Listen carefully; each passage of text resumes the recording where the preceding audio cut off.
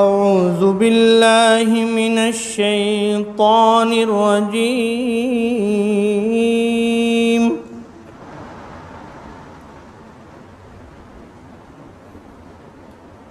بسم الله الرحمن الرحيم.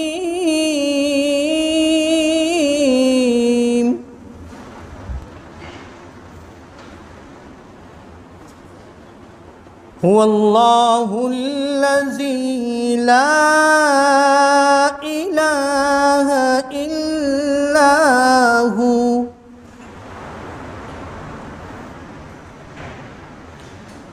الملك القدوس السلام المؤمن المهيمن العزيز الجبار المتكبر.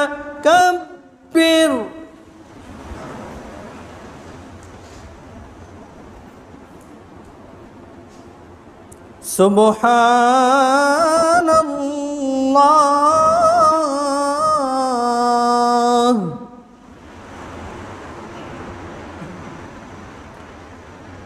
سبحان الله عما يشركون.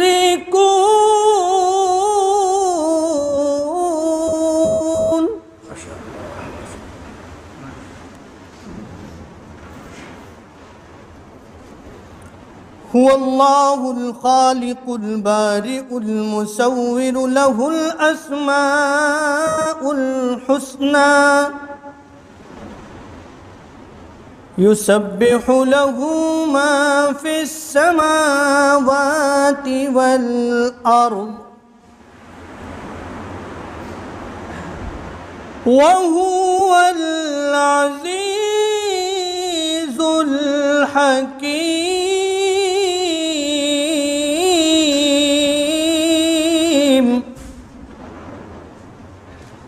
صدق الله العظيم.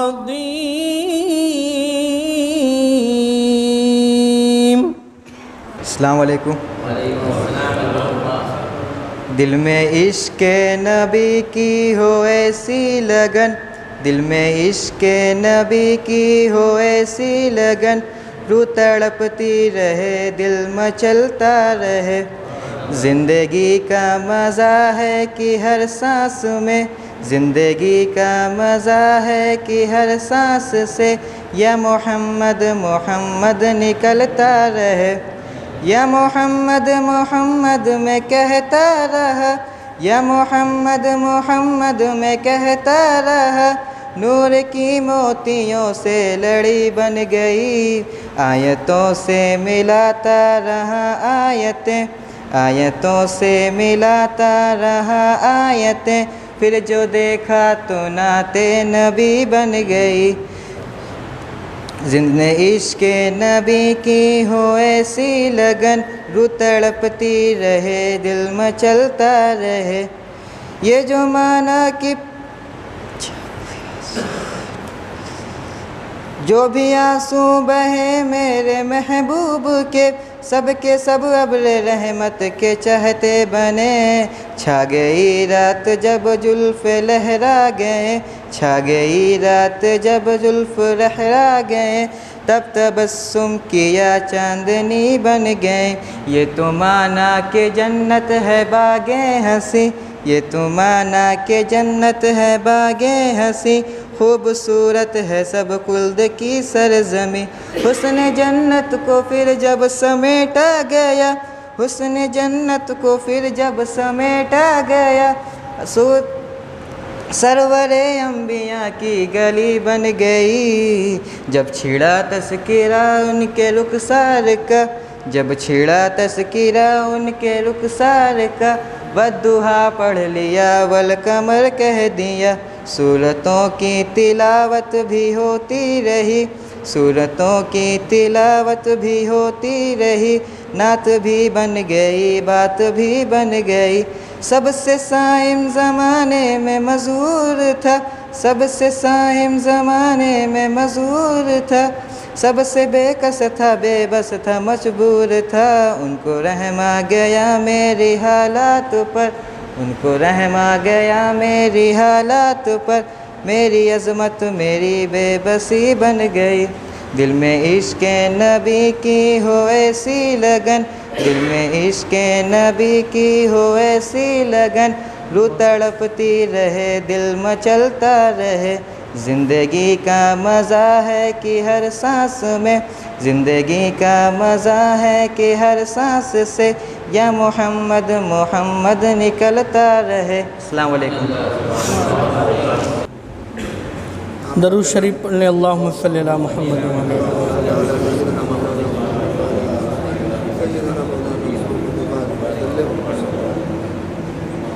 سب سے پہلے میں حضرت مولانا اظہار صاحب کا شکر گزار ہوں، اور جہاں جہاں سے تشریف لائے ہیں 2-3 شعر پیش کرتا ہوں، ملاحظہ فرمائیں، بالکل تازہ ہے، دیکھیے گا۔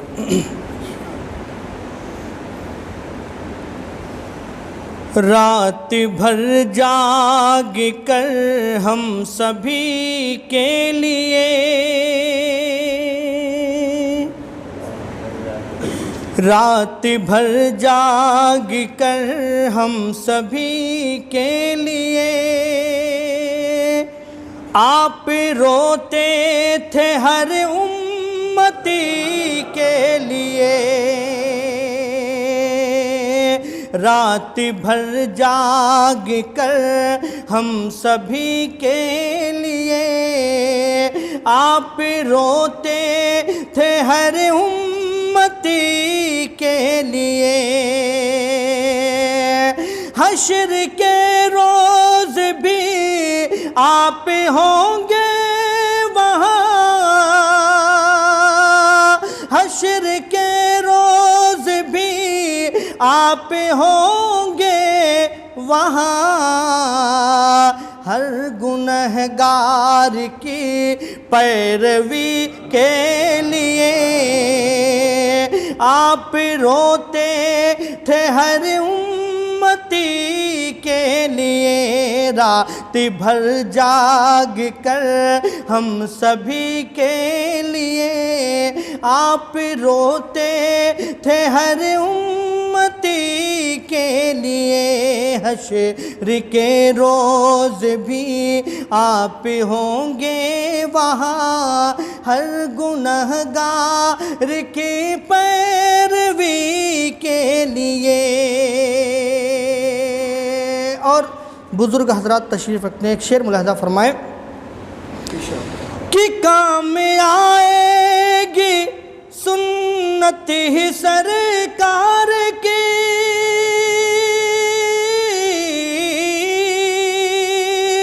کام آئے گی سنت ہی سرکار کی، قبر میں ہر گھڑی روشنی کے لیے، رات بھر جاگ کر ہم سبھی کے لیے، آپ روتے تھے ہر امتی کے لیے۔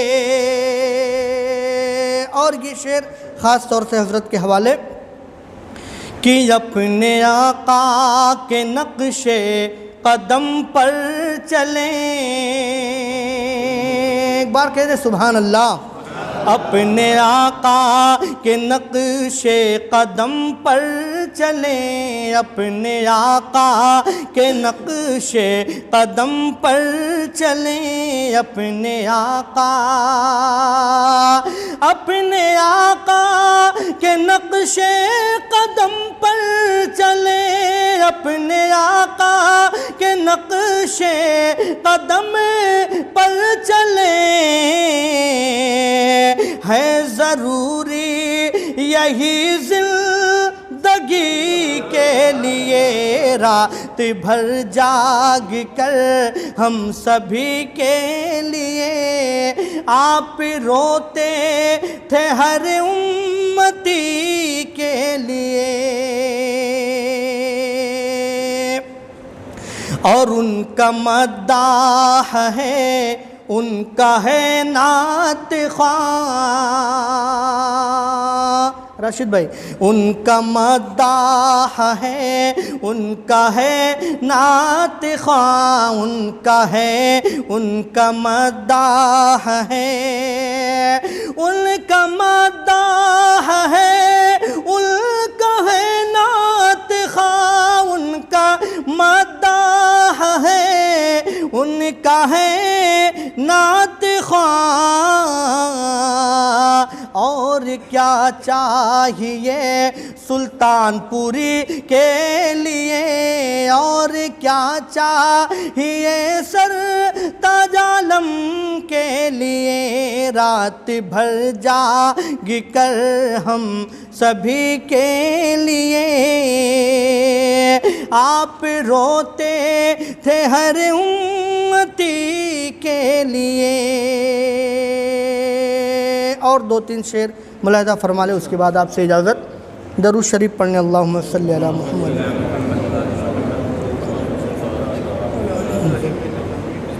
بہت ہی معتبر شخصیات یہاں پر بیٹھی ہوئی ہے، میں پیش کرتا ہوں، ملاحظہ فرمائیں۔ پھول ہے مدینے میں اور کلی مدینے میں، توجہ چاہوں گا، ایک بار کہہ دے سبحان اللہ۔ پھول ہے مدینے میں اور کلی مدینے میں، پھول ہے مدینے میں اور کلی مدینے میں، ارے نرم نرم کانٹے ہیں مخملی مدینے میں، نرم نرم کانٹے ہیں مخملی مدینے میں۔ اور اس نعت پاک کا سب سے قیمتی شعر جتنے حضرات تشریف رکھتے ہیں سب کے حوالے کر رہا ہوں، سماعت فرمائیں کہ میں اگر چلا جاتا لوٹ کر نہیں آتا، میں اگر چلا جاتا لوٹ کر نہیں آتا، میں اگر چلا جاتا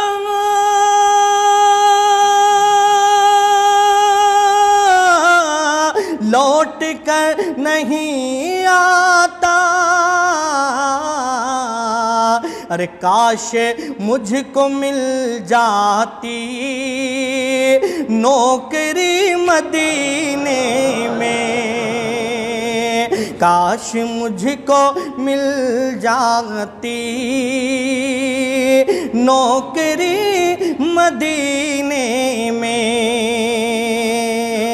میں اگر چلا جاتا لوٹ کر نہیں آتا، کاش مجھ کو مل جاتی نوکری مدینے میں۔ اور یہ بھی شعر ملاحظہ فرما لیں کہ چوم کر نظر بولی ان کے سبز گنبد کو، چوم کر نظر بولی ان کے سبز گنبد کو، چوم کر نظر بولی،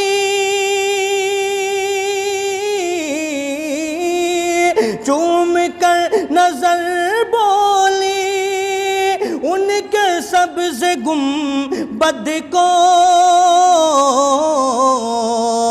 ارے آنکھ سے بھی ہوتی ہے بندگی مدینے میں، بہت شکریہ، آنکھ سے بھی ہوتی ہے بندگی مدینے میں، چوم کر نظر بولی ان کے سبز گنبد کو.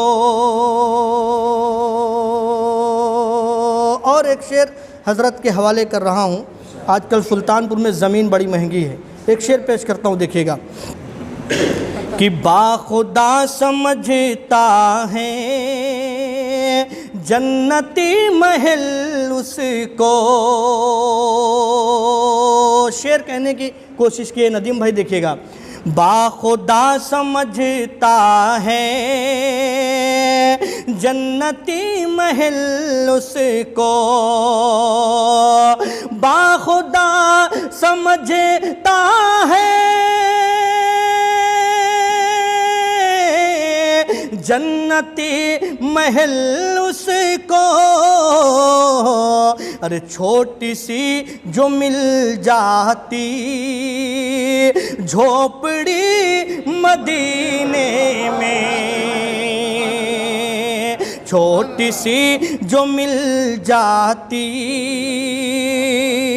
جھوپڑی مدینے میں.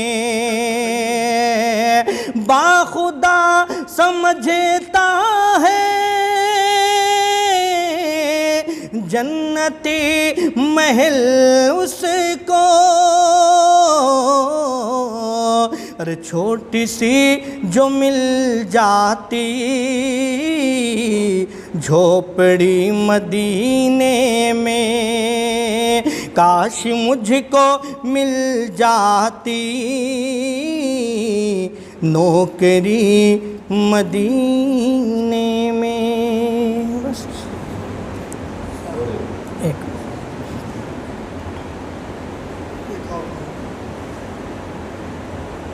نہ کوئی الجھن.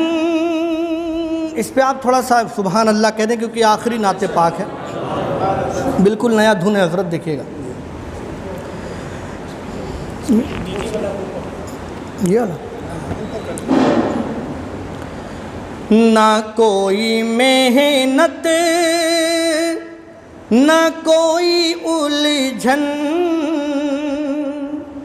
نہ فکر ہوگی نہ کام ہوگا. ایک بار کہہ دے سبحان اللہ. نہ کوئی محنت نہ کوئی الجھن نہ فکر ہوگی نہ کام ہوگا. نہ کوئی محنت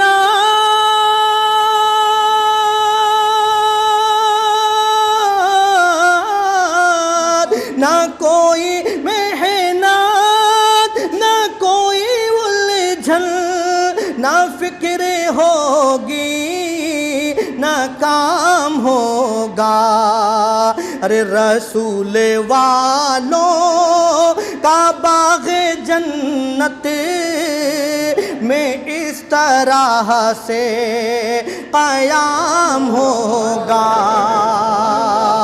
رسول والوں کا باغ جنت میں اس طرح سے قیام ہوگا.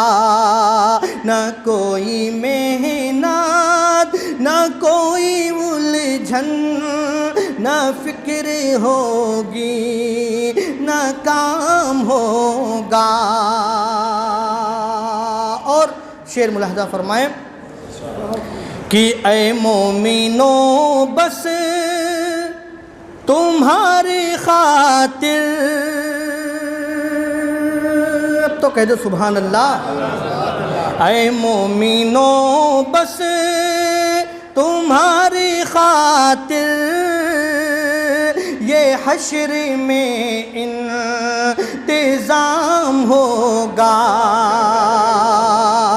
اے مومنو بس تمہاری خاطر یہ حشر میں بس انتظام ہوگا.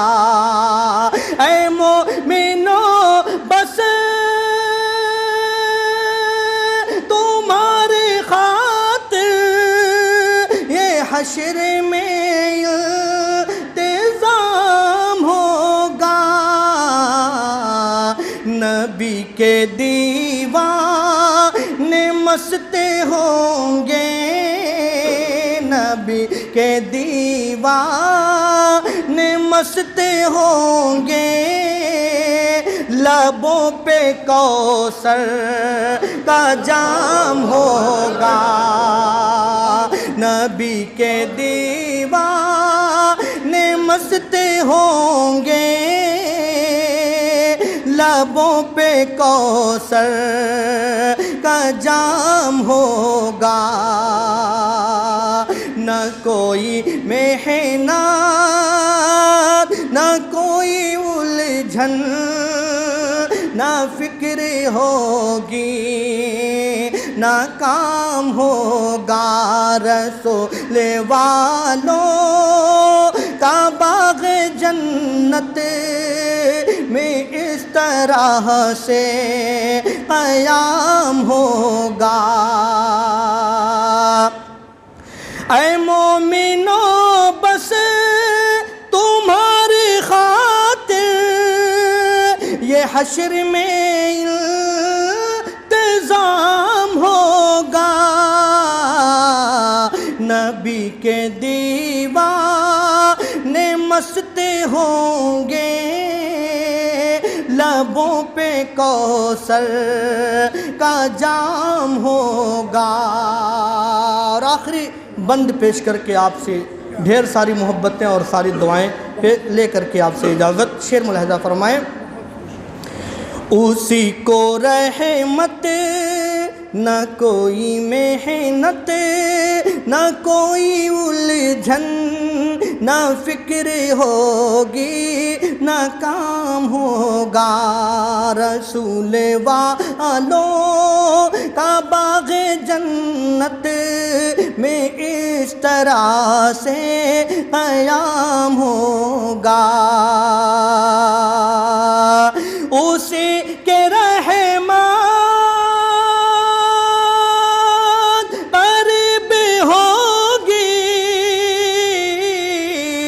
اسی کو جنت نصیب ہوگی، اسی کو رحمت قریب ہوگی، اسی کو جنت نصیب ہوگی، ارے اسی کی دنیا غلام ہوگی، اسی کی دنیا غلام ہوگی، جو مصطفیٰ کا غلام ہوگا، اسی کی دنیا غلام ہوگی، جو مصطفیٰ کا غلام ہوگا، اسی کی دنیا غلام ہوگی، جو مصطفیٰ کا غلام ہوگا۔ بہت شکریہ۔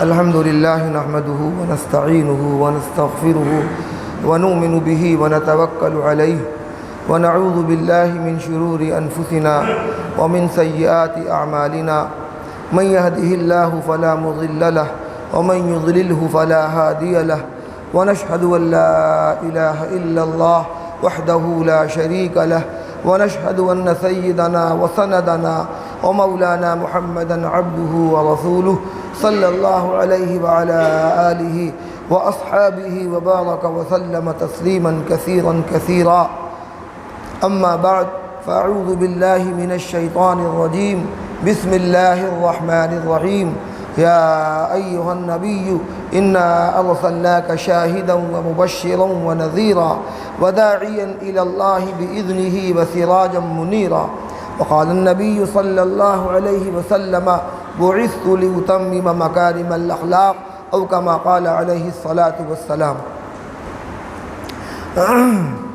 معزز سامعین، بزرگوں، دوستوں، بچوں، ہماری پردہ نشین خواتین، بچیاں، بہنیں،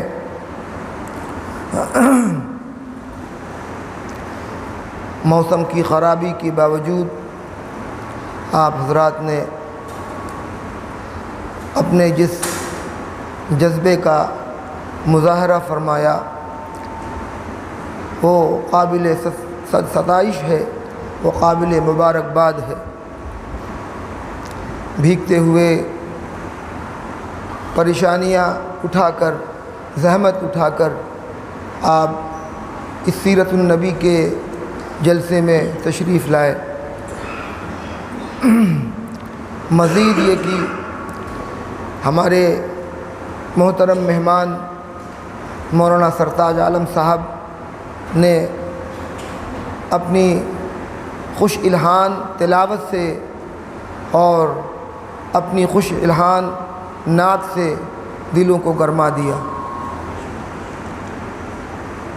نبی کی محبت اور نبی کی عظمت دلوں میں بیدار ہو گئی اور ہر ایک نے اپنے آپ کو نبی کریم صلی اللہ علیہ وسلم کا مبارک تذکرہ سننے کے لیے تیار کر لیا۔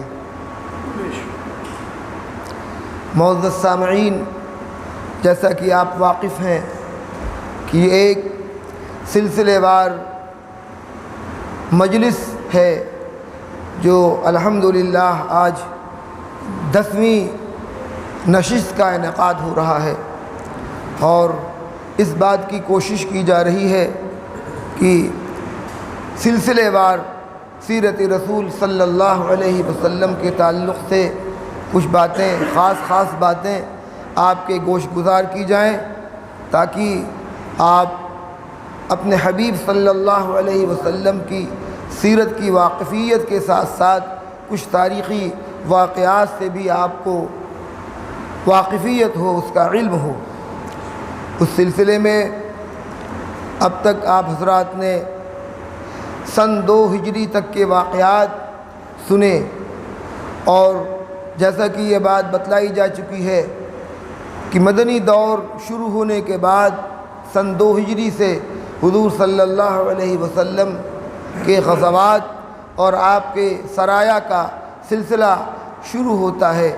جیسا کہ میں نے شروع ہی میں یہ بات بتلا دی کہ غزوات کی تعداد سیرت نگاروں کے مطابق 19، 21، 23 یا 27 ہے، لیکن وہ غزوات جن میں رسول اللہ صلی اللہ علیہ وسلم کو جنگ کرنی پڑی، مسلمانوں کو مقابلہ کرنا پڑا، ان کی تعداد صرف 9 ہے، اور وہی تاریخ کی کتابوں میں زیادہ مشہور و معروف بھی ہیں۔ اس وجہ سے میں ان کے تذکرے پر ہی قناعت کروں گا، اسی میں تفصیلات ہیں۔ اس سلسلے میں آپ کو غزوہ بدر کے سلسلے میں کچھ باتیں بتلائی گئیں، ان واقعات کے سلسلے میں کچھ تاریخیں آپ کو بتلائی گئیں، اور اس کے بعد پھر سن 2 ہجری میں ہی اور بھی واقعات رونما ہوئے، جیسا کہ آپ کو یہ بات بتلائی گئی تھی کہ حضرت فاطمہ الزہرا رضی اللہ عنہا کا نکاح 2 ہجری میں ہی عمل میں آیا۔ اسی طرح حضور صلی اللہ علیہ وسلم نے قبیلے بنو قینقاع سے بھی جہاد کیا سن 2 ہجری ہی میں، جیسا کہ شروع میں یہ بات آپ کو بتلائی گئی تھی کہ رسول اللہ صلی اللہ علیہ وسلم نے مدینہ منورہ پہنچ کر وہاں کے یہودیوں سے معاہدہ کیا تھا، امن و امان پر ایک تحریر لکھی گئی تھی، اور جتنے بھی قبیلے مدینہ میں یہود کے آباد تھے، قبیلے بنو قریظہ، قبیلے بنو نذیر، قبیلے بنو قینقاع، ان تمام قبیلوں کے سرداروں کو بلا کر آپ نے ایک تحریری معاہدہ کیا تھا، اور ان لوگوں نے اس پر اپنے دستخط بھی کیے تھے، لیکن یہ لوگ بہت ہی غدار قسم کے اور بہت ہی شرری قسم کے تھے۔ ان تینوں قبیلوں نے اپنے اپنے معاہدے کو توڑ دیا۔ حضور اقدس صلی اللہ علیہ وسلم اور مسلمانوں کو غزوہ بدر کے موقع پر کھلی ہوئی فتح ملی، اللہ رب العزت نے اس دن کو یوم الفرقان کہا تو یہودیوں کو بہت قلق ہوا، یہودی بہت چھٹپٹائے، اس لیے کہ ان کے دل اندر سے کفار کے ساتھ ملے ہوئے تھے، حالانکہ اپنے وہ ایمان و عقیدے کے اعتبار سے مسلمانوں کے زیادہ قریب تھے، اس لیے کہ گرچہ وہ اسلام میں داخل نہیں ہوئے تھے لیکن ان کا تعلق بقول ان کے حضرت موسیٰ علیہ السلام سے تھا اور وہ شریعت موسوی پر اپنے کہنے کے مطابق عامل تھے، اس لیے مسلمانوں کے زیادہ قریب تھے، لیکن ان کے دلوں میں کفر پیوست ہو گیا تھا، کفر کی محبت پیوست ہو گئی تھی، اس لیے جب کفار مکہ کو بدر کے موقع پر شکست ہوئی تو یہ اندر سے بہت چھٹپٹائے اور اندر سے ان کو بہت افسوس ہوا۔ چنانچہ اسی درمیان ایک واقعہ پیش آ گیا کہ ایک یہودی ایک مسلمان کو یہودیوں نے مل کر قتل کر دیا، اس کی تفصیلات میں نہیں جاؤں گا۔ جب حضور صلی اللہ علیہ وسلم نے قبیلہ بنو قینقاع کے سرداروں کو بلایا اور ان سے آپ نے بات کی کہ یہ کیا طریقہ ہے، ایک مسلمان کو بیجا قتل کر دیا گیا، تو ان لوگوں نے بدتمیزی دکھلائی اور یہ کہا کہ آپ کے حوصلے بہت بڑھ گئے ہیں۔ وہ لوگ جن کو جنگ کا کوئی تجربہ نہیں تھا ان کو آپ نے ہرا دیا، ان کو آپ نے شکست دے دی، اس سے آپ کے اندر غرور آ گیا ہے، آپ کے اندر تکبر آ گیا ہے اور آپ ہماری طرف نگاہ اٹھا کر دیکھ رہے ہیں، ہم آپ کی کوئی پرواہ نہیں کرتے۔ اور یہ کہہ کر وہاں سے چلے گئے۔ حضور صلی اللہ علیہ وسلم کو اس کا بڑا صدمہ ہوا اور کھلم کھلا انہوں نے عہد کی خلاف ورزی کی۔ اللہ رب العزت نے فوراً قرآن مجید میں آیت نازل فرمائی وَإِمَّا تَخَافَنَّ مِنْ قَوْمٍ خِيَانَةً فَانبِذْ إِلَيْهِمْ عَلَى سَوَاءٍ، اے نبی جو قوم آپ سے بدعہدی کر رہی ہے ان کے عہد کو ان کے منہ پر مار دیجئے اور ان سے فوراً آپ جنگ کریے۔ چنانچہ رسول اللہ صلی اللہ علیہ وسلم نے حکم خداوندی پا کر فوراً ان پر فوج کشی کر دی۔ یہ لوگ اپنے قلعوں کے اندر جا کر بند ہو گئے، قلعوں کے دروازوں کو انہوں نے بند کر لیا۔ رسول اللہ صلی اللہ علیہ وسلم نے مسلسل 15 دن ان کا محاصرہ کیا اور ان کا رسد بند کر دیا، جو کچھ کھانے پینے کا سامان اندر تھا وہ سب ختم ہو گیا۔ بالآخر یہ مجبور ہوئے اور قلعے سے باہر آئے، امن و امان چاہا۔ حضور صلی اللہ علیہ وسلم نے منذر بن خباب سے یہ بات فرمائی کہ ان سب کو گرفتار کیا جائے اور ان سب کو قتل کر دیا جائے، اس لیے کہ یہ سب بدعہد ہے۔ لیکن عبداللہ بن ابی جو رئیس المنافقین تھا وہ بیچ میں آ گیا اور حضور صلی اللہ علیہ وسلم سے منت سماجت کرنے لگا کہ آپ اپنا یہ حکم واپس لے لیں، ان کو قتل نہ کریں، ان کو قید نہ کریں۔ چنانچہ رسول اللہ صلی اللہ علیہ وسلم نے اس کا خیال کیا، چونکہ وہ اپنے آپ کو مسلمان سمجھتا تھا۔ بہرحال پھر رسول اللہ صلی اللہ علیہ وسلم نے دوسری تجویز رکھی کہ تم جو کچھ بھی لے جا سکتے ہو لے جاؤ، لیکن تم کو اب مدینے میں رہنے کی اجازت نہیں ہے۔ چنانچہ اس پورے قبیلے کو مدینے سے جلا وطن کر دیا گیا۔ یہ ایک اہم واقعہ پیش آیا سن 2 ہجری کے اندر۔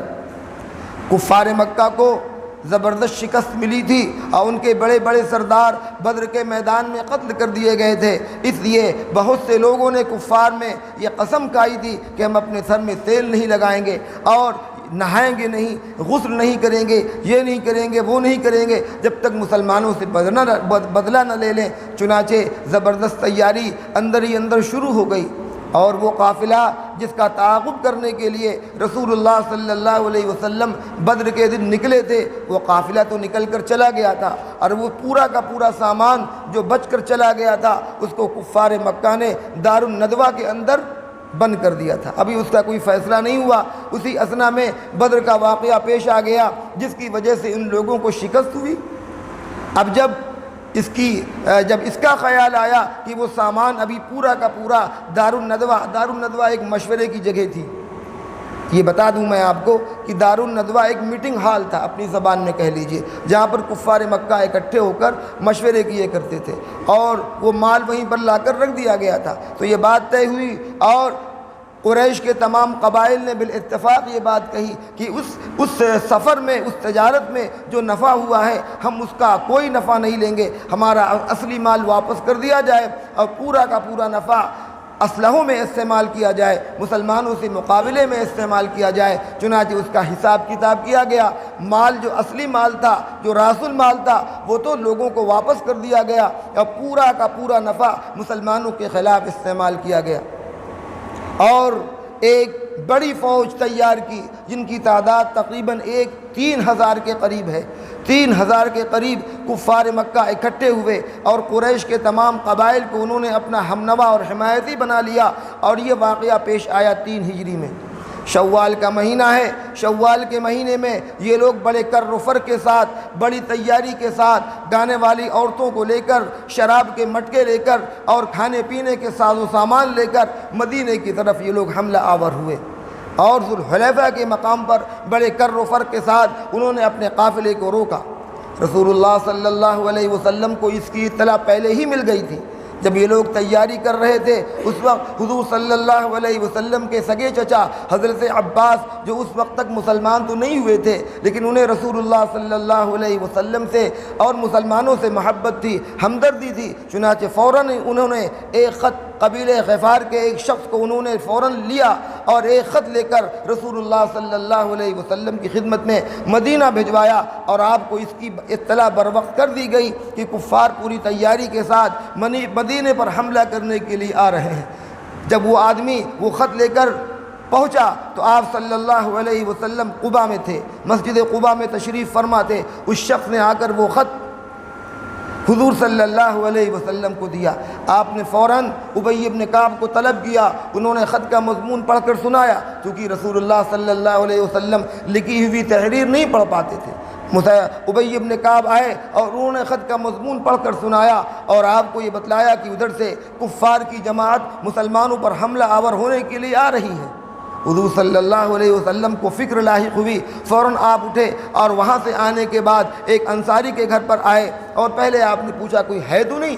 چنانچہ پتہ چلا کہ کوئی نہیں ہے۔ آپ نے یہ بات ان انصاری کو بتلائی۔ اس کے بعد ابو بکر عمر کو یہ بات بتلائی گئی اور یہ کہا گیا ابھی اس بات کو راز میں رکھا جائے، اس خبر کو پھیلایا نہ جائے۔ چنانچہ دھیرے دھیرے یہ خبر مسلمانوں میں پھیل گئی کہ کفار پوری تیاری کے ساتھ مدینے پر حملہ آور ہو رہے ہیں، یہاں تک کہ وہ لوگ ذوالحلیفہ میں پہنچ گئے۔ آپ جانتے ہیں ذوالحلیفہ مدینے سے قریب ہے، وہاں پہنچ گئے۔ آپ نے اپنے جاسوس بھیج کر پتہ لگوایا کہ کیا حال ہے۔ لوگوں نے بتایا کہ پورا میدان جانوروں سے بھرا ہوا ہے، پورا میدان جانوروں سے بھرا ہوا ہے۔ آپ نے لوگوں سے پوچھا کتنے اونٹ ذبح کیے جاتے ہیں، کتنے اونٹ روز ذبح کیے جاتے ہیں؟ تو لوگوں نے بتایا، آپ کے جاسوسوں نے بتایا کہ کبھی 9 اونٹ ذبح ہوتے ہیں اور کبھی 10 اونٹ ذبح ہوتے ہیں۔ تو آپ نے فرمایا 950 سے 1000 کے بھی 3000 سے لے کر 3000 کے آس پاس ان کی تعداد ہے۔ چنانچہ حضور صلی اللہ علیہ وسلم نے اب مشورہ طلب کیا، صحابہ آئے، مشورہ ہوا کیا کیا جائے، مدینے میں رہ کر مقابلہ کیا جائے یا مدینے سے باہر چل کر مقابلہ کیا جائے؟ حضور صلی اللہ علیہ وسلم کی رائے اور آپ کا خیال یہ تھا کہ مدینے میں رہ کر مقابلہ کیا جائے، اور یہی رائے عبداللہ ابن ابی کی بھی تھی جو منافقوں کا سردار تھا۔ وہ مسلمانوں کے لیے مخلص تو نہیں تھا، لیکن اپنی چونکہ قبیلہ اوس سے اس کا تعلق تھا، انصار سے اس کا بھی تعلق تھا، اپنے قبیلے کی حفاظت کے لیے وہ بھی اپنے لوگوں کو لے کر موجود تھا۔ چنانچہ اس نے بھی یہی بات کہی کہ میرا بھی خیال یہی ہے کہ مدینے میں رہ کر مقابلہ کیا جائے، اور اس نے اپنا ایک تجربہ مسلمانوں کے سامنے پیش کیا کہ میرا تجربہ یہ ہے کہ جب بھی ہم مدینے پر کوئی حملہ ہوا ہے تو ہم لوگوں نے مدینے میں رہ کر مقابلہ کیا ہے، مدینے سے باہر کبھی نہیں گئے ہیں۔ لیکن وہ حضرات جو غزوہ بدر میں شریک نہیں ہو پائے تھے، جیسے کہ میں نے عرض کیا کہ وہ غزوہ تو اتفاقی طور پر ہو گیا تھا، ان کے اندر جوش شہادت موجزن تھا اور وہ شہید ہونے کے لیے بےتاب تھے۔ ان لوگوں نے یہ بات کہی کہ یا رسول اللہ، ہم سب کا خیال یہ ہے کہ آپ مدینے سے باہر نکل کر مقابلہ کریں، ورنہ دشمن ہم کو بزدل سمجھے گا، ہم کو کمزور سمجھے گا۔ خاص طور سے حضرت حمزہ بن عبد المطلب جو حضور صلی اللہ علیہ وسلم کے سگے چچا ہیں، انہوں نے بھی اسی بات کی حمایت کی کہ یا رسول اللہ، مدینے میں رہ کر مقابلہ کرنا یہ کم ہمتی کی بات معلوم ہوتی ہے، لہذا مدینے سے باہر نکل کر مقابلہ کیا جائے۔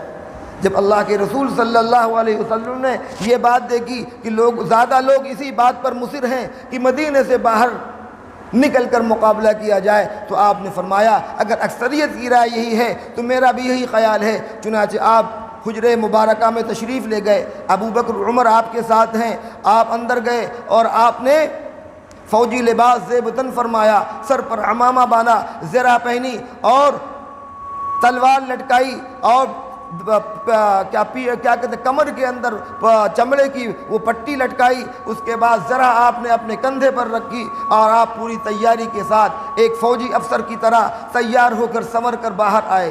جب صحابہ نے یہ بات دیکھی تو سب شرمندہ ہو گئے کہ نبی تو پوری تیاری کے ساتھ باہر آ گئے، اور وہ سب اب عرض کرنے لگے یا رسول اللہ اگر آپ کا یہ خیال ہے کہ مدینے میں رہ کر مقابلہ کیا جائے تو ہم اس کے لیے تیار ہیں، ہم سے تھوڑی غلطی ہو گئی، ہم نے زیادہ اصرار کر دیا، یا رسول اللہ آپ مدینے میں رہ کر مقابلہ کریں۔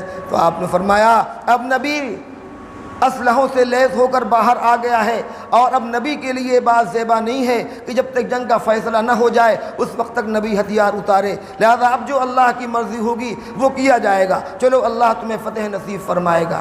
چنانچہ صحابہ صفیں لگا کر کھڑے ہوئے تھے اور مسلمانوں کی فوج آگے بڑھتی ہے، احد کی طرف بڑھتی ہے۔ کفار وہاں پر پہنچ چکے تھے اور وہاں پر مقابلہ کی تیاریاں شروع ہو گئی۔ شام کا وقت ہے، رسول اللہ صلی اللہ علیہ وسلم نے وہیں پر احد کے میدان میں نماز مغرب صحابہ کو پڑھائی۔ حضرت ابو ہریرہ روایت کرتے ہیں کہ اللہ کے رسول صلی اللہ علیہ وسلم نے احد کے میدان میں ہم سب کو نماز مغرب پڑھائی۔ عشاء کا وقت ہوا، عشاء کی نماز با جماعت ادا کی گئی، اور پھر آپ نے اعلان عام کر دیا کہ سارے صحابہ سو جائیں، سب بستر استراحت پر چلے جائیں تاکہ جسم کی تھکاوٹ دور ہو جائے، اور اگلے دن کل جنگ ہونی ہے اس کے لیے صحابہ تیار ہو جائیں۔ چنانچہ عمومی طور پر لوگ سو گئے۔ رسول اللہ صلی اللہ علیہ وسلم اپنی عادت کے مطابق محو عبادت رہے، رات بھر عبادت کے اندر مشغول رہے، اور صبح ہوئی صفیں لگائی گئیں۔ آپ کو یہ بات میں بتلاتا چلوں کہ اللہ کے رسول صلی اللہ علیہ وسلم کی حیثیت صرف نبی اور رسول ہی کی نہیں ہے، بلکہ ایک آپ قابل، زیرک، ہوشمند اور ایک مدبر حکمراں بھی ہیں، اور ایک سپہ سالار بھی ہیں۔ چنانچہ جن لوگوں نے جا کر بدر کے، احد کے اس میدان کا معائنہ کیا، بڑے بڑے فوجی افسران وہاں پر گئے اور انہوں نے جا کر وہاں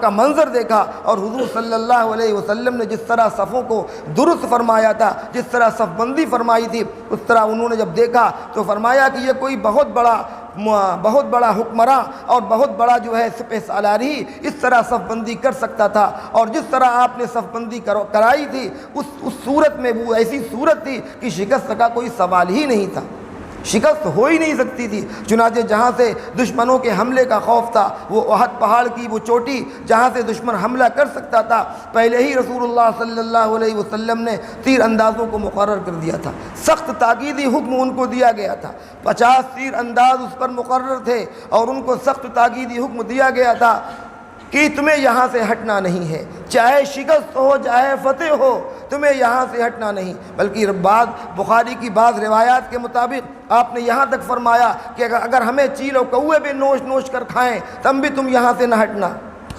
ایسا تاکیدی حکم آپ نے دیا تھا، چونکہ آپ کو شدید خطرہ لاحق تھا کہ ادھر سے حملہ ہو سکتا ہے۔ نبی کی نگاہ بصیرت نے اس کو محسوس کر لیا تھا، اس لیے اس حصے کی آپ نے سخت جو ہے حفاظت کا انتظام کیا۔ چنانچہ مسلمانوں کی فوج صفیں لگا دی گئیں، اور آپ کے ہاتھ میں ایک نیزہ ہے، بعض روایت کے مطابق ایک لکڑی ہے، اور آپ صفوں کو درست کر رہے ہیں، صفیں لگائی جاتی تھی۔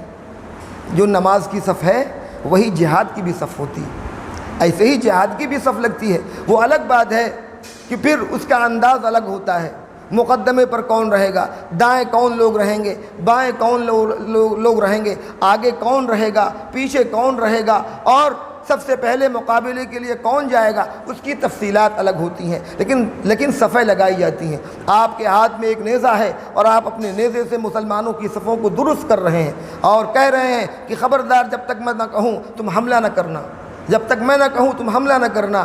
اسی اثنا میں ایک صحابی کو آپ نے مزاحن ذرا سا نیزے سے ہلکا سا، وہ تھوڑا باہر نکلے، پیچھے چلو، تو انہوں نے کہا یا رسول اللہ آپ نے مجھے تکلیف پہنچائی، میں تو اس کا بدلہ لوں گا آپ سے۔ تو اللہ کے رسول صلی اللہ علیہ وسلم نے فوراً اپنا کرتا اٹھایا، کہا کہ لے لو بدلہ۔ تو وہ صحابی نبی کریم صلی اللہ علیہ وسلم سے چمٹ گئے، اور آپ کے شکم مبارک کو انہوں نے بوسہ دیا، کہا کہ یا رسول اللہ بدلہ لینے کی میری مجال ہے، میں تو صرف آپ سے چمٹنا چاہ رہا تھا اور میں سوچ رہا تھا کہیں آپ سے آخری ملاقات نہ ہو سکتا ہے میں شہید ہو جاؤں اور پھر آپ کو دیکھ نہ سکوں، اس لیے میرے دل میں یہ تمنا پیدا ہوئی کہ یہ آخری ملاقات آپ سے کر لوں اور آپ کے جسم مبارک سے میں چمٹ جاؤں، ہو سکتا ہے رب العزت اس کے صدقے میری مغفرت فرما دے۔ چنانچہ صفیں لگ گئی، ابو عامر فاسق نے سب سے پہلے مسلمانوں پر تیر چلایا، اللہ کے رسول صلی اللہ علیہ وسلم نے اس کو بد دعا دی، خدا تجھے ہلاک کرے۔ مسلمانوں کو بھی حکم دیا تم بھی تیر چلاؤ، جنگ شروع ہو گئی، تم بھی تیر چلاؤ، مسلمانوں نے بھی تیر چلانے شروع کیے، ادھر سے کفار کے نوجوانوں نے پتھر برسائے، مسلمانوں نے بھی پتھر برسائے اور اس قدر شدید حملہ ہوا کہ وہ بھاگنے لگے پیچھے۔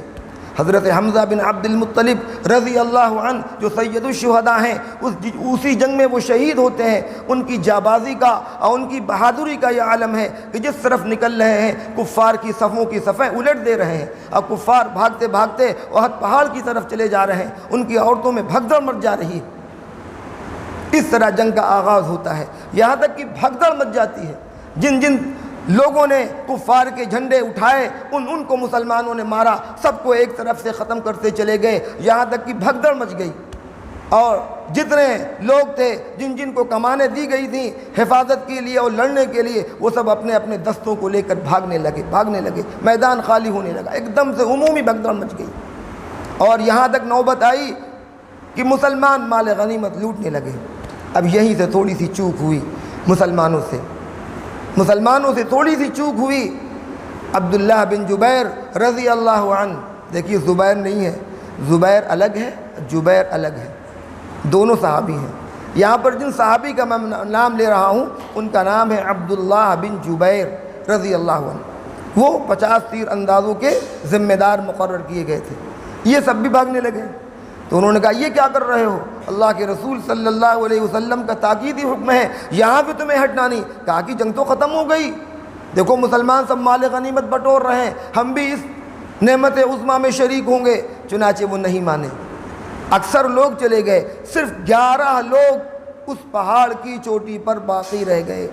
بھگدڑ مچ گئی ہے کفار کے درمیان۔ خالد بن ولید جو اس وقت تک مسلمان نہیں ہوئے تھے، اپنی دستی کو لے کر جو فوج ان کے ذمے تھی اس کو لے کر واپس جا رہے تھے، ان کی نگاہ پڑی اسی جگہ پر جہاں پر عبداللہ بن جبیر مقرر تھے، اسی جگہ پر خالد بن ولید کو شکست کا سامنا کرنا پڑا تھا۔ جب 50 تیر انداز مقرر تھے اور اس وقت خالد بن ولید نے حملے کی ہمت دکھلائی تو وہاں پر وہ داخل نہیں ہو سکے، وہاں پہنچ نہیں سکے، تیروں کی بوچھار شروع ہو گئی، تیروں کی بارش شروع ہو گئی، ان کو پیچھے ہٹنا پڑا۔ لیکن دوسرے موقع پر صورتحال بدل چکی تھی، اکثر و بیشتر لوگ وہاں سے جا چکے تھے، 11 لوگ صرف وہاں پر موجود تھے۔ چنانچہ موقع کو غنیمت جانا فوراً ادھر سے حملہ کر دیا۔ آج اب تو حالات بدل گئے ہیں، پہلے وہ درہ دکھائی پڑتا تھا، پہلے وہ جگہ دکھائی پڑتی تھی جہاں سے کفار کی فوج گھسی تھی اور اوپر چڑھے اور پہلے ان 11 مسلمانوں کو شہید کیا اور ایک دم سے اندر آ گئے۔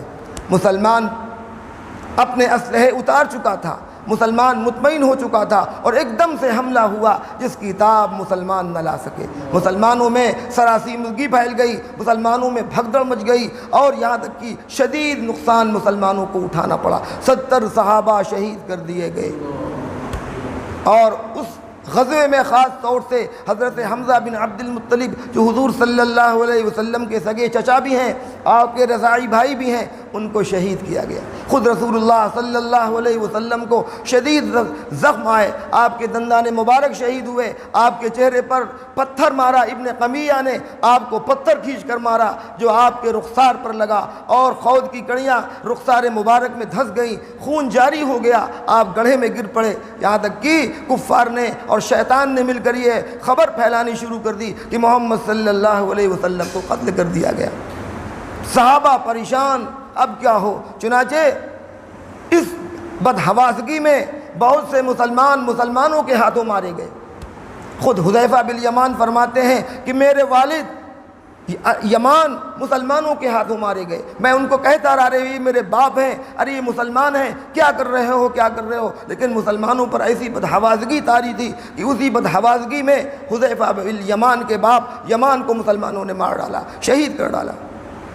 اس بدحوازگی میں وہ جنگ ہوئی اور رسول اللہ صلی اللہ علیہ وسلم کو شدید زخم آیا، اور جب آپ کے رخسار مبارک سے خون جاری ہو گیا تو آپ کپڑے سے اس خون کو پوچھ رہے ہیں اور کہہ رہے ہیں اے اللہ اس قوم کا کیا ہوگا جس نے اپنے نبی کو زخمی کر دیا، اور اس نبی کو جو اللہ کی طرف بلانے والا ہے، جو اللہ کی طرف دعوت دینے والا ہے، اپنے خون کو آپ پوچھے جا رہے ہیں اور کہہ رہے ہیں اگر نبی کا خون زمین پر گر گیا تو عذاب خداوندی کا نزول اسی وقت ہو جائے گا۔ چنانچہ یہ تمام حالات ہوئے اور پھر جنگ کا خاتمہ ہو گیا۔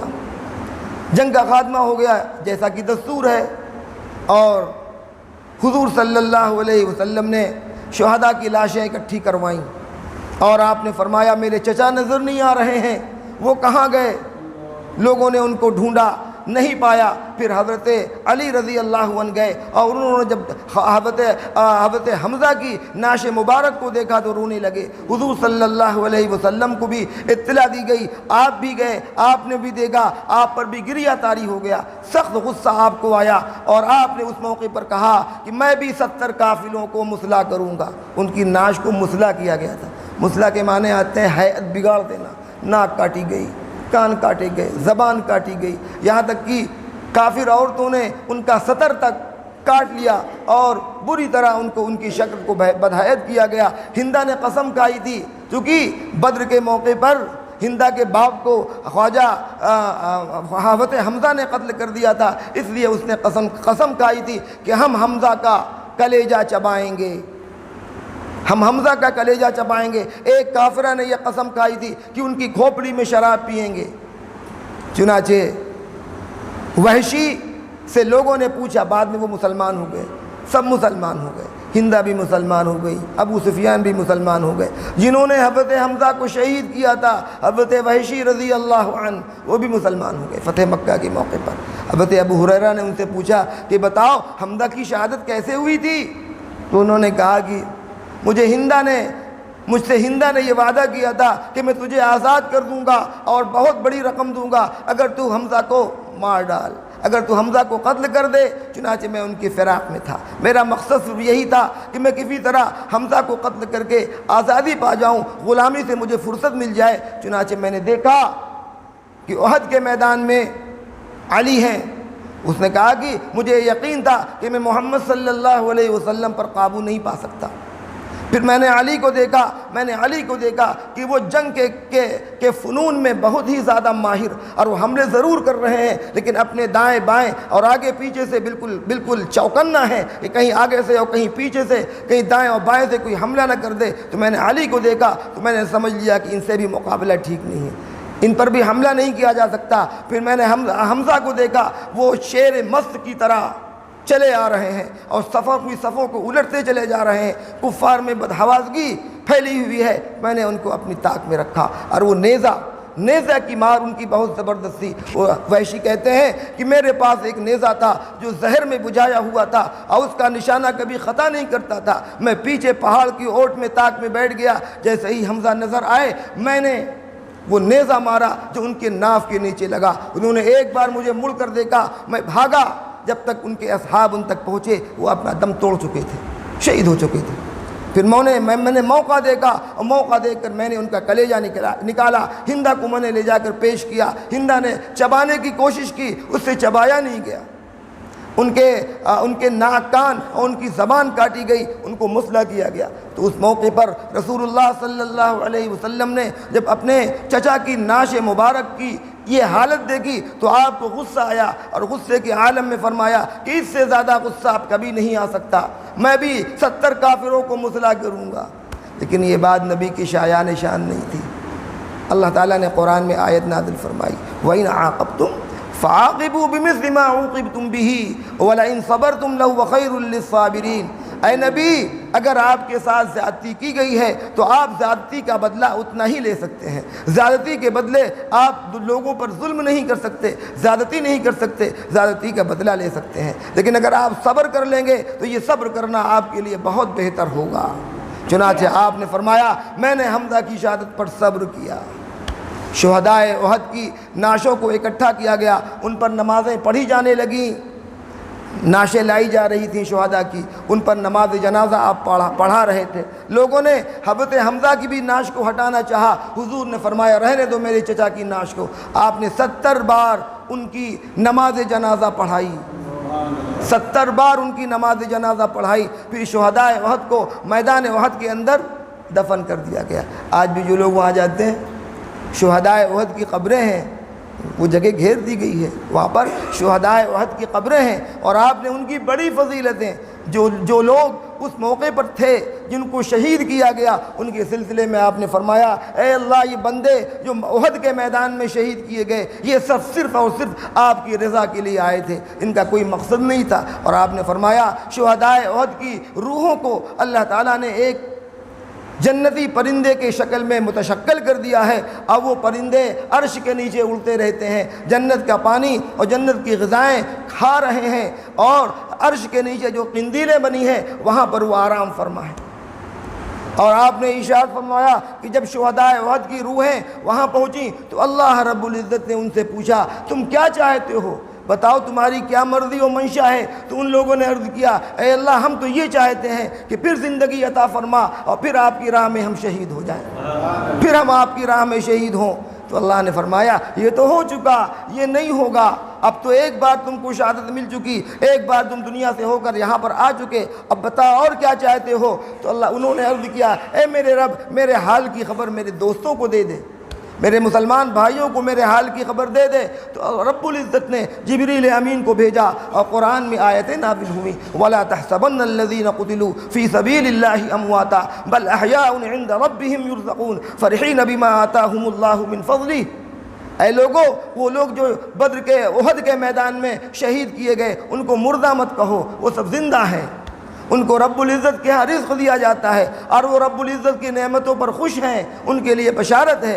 اللہ رب العزت نے ان حضرات کی اطلاع مسلمانوں کو دے دی۔ یہ اہم واقعہ پیش آیا 3 ہجری میں، اور 3 ہجری میں اور سنیے حضرت حسن رضی اللہ عنہ کی پیدائش ہوتی ہے، کہ ہجری میں 3 ہی ہجری میں 3 ہی ہجری میں حضور صلی اللہ علیہ وسلم نے اپنی دوسری صاحبزادی حضرت ام کلثوم کا نکاح حضرت عثمان سے کیا۔ پہلی صاحبزادی کون تھی؟ حضرت رقیہ تھیں، جو بدر کے موقع پر جب مسلمان بدر کے لیے جنگ بدر کے لیے گئے تھے ان کا انتقال ہو گیا تھا۔ اگلے سال رسول اللہ صلی اللہ علیہ وسلم نے اپنی دوسری صاحبزادی حضرت ام کلثوم سے حضرت عثمان کا نکاح کرا دیا۔ یہ واقعہ بھی ہوا۔ اور 3 ہجری کا ایک تاریخی واقعہ یہ ہے کہ عمر ابن خطاب نے اپنی بیٹی حفصہ کا نکاح حضور صلی اللہ علیہ وسلم سے کیا، ام المومنین یہ بنی۔ اور آپ نے زینب بنت خزیمہ نام کی حضور کی 2 بیویاں ہیں، ایک زینب بنت خزیمہ ہیں اور ایک زینب بنت جحش ہیں۔ زینب بنت جحش یہ حضور صلی اللہ علیہ وسلم کی پھوپھی زاد بہن بھی ہیں۔ زینب بنت خزیمہ سے آپ نے پہلے نکاح کیا 3 ہجری میں۔ یہ سب واقعات 3 ہجری میں پیش آئے۔ 3 ہجری ختم ہوا، 4 ہجری شروع ہوئی۔ 4 ہجری میں رسول اللہ صلی اللہ علیہ وسلم نے جن لوگوں نے سر اٹھانے کی کوشش کی ان سب کی طاقت کو آپ نے توڑ دیا۔ اور 4 ہجری میں رسول اللہ صلی اللہ علیہ وسلم نے ایک غزوہ اور کیا جہاں پر جنگ تو نہیں ہوئی۔ جب ابو سفیان جانے لگے تو انہوں نے جاتے ہوئے مسلمانوں سے کہا کہ تیار رہنا، آئندہ سال پھر ہم تم سے یہی ملیں گے، چونکہ حوصلہ بہت بلند ہو گیا تھا، مسلمانوں کو نقصان پہنچایا تھا۔ اللہ کے رسول صلی اللہ علیہ وسلم گرچہ زخمی تھے لیکن آپ نے فرمایا کہہ دو انشاءاللہ ہم ملیں گے پھر تم سے۔ اور اس سے پہلے 3 ہی ہجری میں جیسے ہی مسلمان لوٹے ابو سفیان کے دل میں یہ خیال آیا کہ ہم نے تو بڑی غلطی کر دی، مسلمانوں کو پسپا کر دیا تھا اور محمد صلی اللہ علیہ وسلم کے قابل ساتھیوں کو، بہادر ساتھیوں کو ہم نے ختم کر دیا، ہلاک کر دیا۔ کیوں نہ ہم نے ایک بار اور ہلہ بولا ہوتا اور مدینے کی آبادی کو تہو تیغ کر دیتے، مسلمانوں کو نیست و نابود کر دیتے، یہ ہم نے ایسا کیوں نہ کیا، چلو پھر چلتے ہیں۔ لیکن فوج میں جو اور لوگ سمجھدار بوڑھے تھے انہوں نے کہا ایسی ہمت و جرأت نہ کرنا، اس لیے کہ اس وقت مسلمان بہت غصے کے عالم میں ہیں، جو لوگ احد میں نہیں آ سکے تھے وہ سب اکٹھے ہو جائیں گے اور تمہارا قلعہ قمع کر دیں گے، تم میں سے ایک بھی واپس مکہ نہ جا سکے گا۔ ابھی وہ ارادہ ہی کر رہے تھے کہ اللہ کے رسول صلی اللہ علیہ وسلم کو بذریعہ وہی اطلاع دے دی گئی۔ جبریل آ گئے اور آ کر یہ حکم خداوندی سنایا کہ کفار کے حوصلے ابھی بلند ہیں۔ چنانچہ آپ نے فرمایا ابھی مسلمان مدینہ واپس ہوئے تھے، زخم سے چور ہیں، کسی کا بیٹا مرا، کسی کا بھائی مرا، کسی کا باپ مرا، ہر غم میں ہر گھر میں غم کا ماحول ہے، کوئی زخمی ہے، کسی کا ہاتھ کٹا ہے، کسی کا پیر کٹا ہے، کسی کے سر میں زخم ہے، کہ حضور نے فرمایا نہیں، ہم دشمنوں کا مقابلہ کریں گے۔ چنانچہ آپ نے فرمایا وہ لوگ جو کل ہمارے ساتھ گئے تھے انہی میں کی ایک فوج تیار ہو، انہی میں کی ایک فوج تیار ہو، اور کوئی باہری آدمی اس جنگ میں شامل نہ ہو۔ چنانچہ صحابہ تو اطاعت و فرما برداری کے پیکر تھے، کسی نے بھی کوئی لفظ شکایت منہ پر نہیں لایا، اور سب تیار ہو گئے، فوراً ایک جمعیت تیار ہو گئی اور حمراء الاسد تک آپ پہنچے۔ حمراء الاسد ایک مقام ہے، ادھر ابو سفیان کو یہ اطلاع مل گئی کہ مسلمان پوری تیاری کے ساتھ آ رہا ہے، ان میں خوف ہراس پھیل گیا، وہ سب بھاگے کہ اب یہاں سے نکل لو ورنہ مسلمان غیظ و غضب کے اندر ہے، جوش کے اندر ہے اور ایک ایک کو کاٹ کر رکھ دے گا۔ چنانچہ وہ سب بھاگ گئے اور حملے کی ہمت نہ کر سکے۔ 3 ہجری ختم ہوا، 4 ہجری میں بڑے بڑے واقعات پیش آئے۔ بئر معونہ کا واقعہ پیش آیا۔ اب منافقوں نے سر اٹھانے شروع کر دیے، کچھ لوگ آئے اور انہوں نے آ کر اللہ کے رسول صلی اللہ علیہ وسلم کے سامنے اپنے اسلام کا اظہار کیا کہ ہم مسلمان ہیں اور یہ ہے وہ ہے، مدینے میں رکے رہے، اور جب جانے لگے تو یہ کہا کہ ہم یہ چاہتے ہیں کہ ہمارے قبیلے کی تعلیم و تربیت کے لیے آپ اپنے کچھ اصحاب کو بھیج دیں، اور ہمارا قبیلہ اسلام میں داخل ہونے کے لیے تیار ہے، کچھ ہمیں معلمین چاہیے، کچھ اساتذہ چاہیے، اور کچھ ہماری تربیت کرنے والے چاہیے جو ہمارے لوگوں کو سکھا پڑھا دیں، قرآن سکھا دیں، دین سکھا دیں۔ اللہ کے رسول صلی اللہ علیہ وسلم ان کی تدبیروں کو، ان کی سازشوں کو نہیں سمجھ پائے، اور اپنے اصحاب میں سے 40 یا 70 افراد کا، ان حضرات کا انتخاب کیا جو اپنے وقت کے بڑے قابل اور جن میں اکثر تعداد حفاظ قرآن کی تھی۔ کہا کہ ٹھیک ہے جاؤ، یہ لوگ ہیں، جاؤ لے جاؤ۔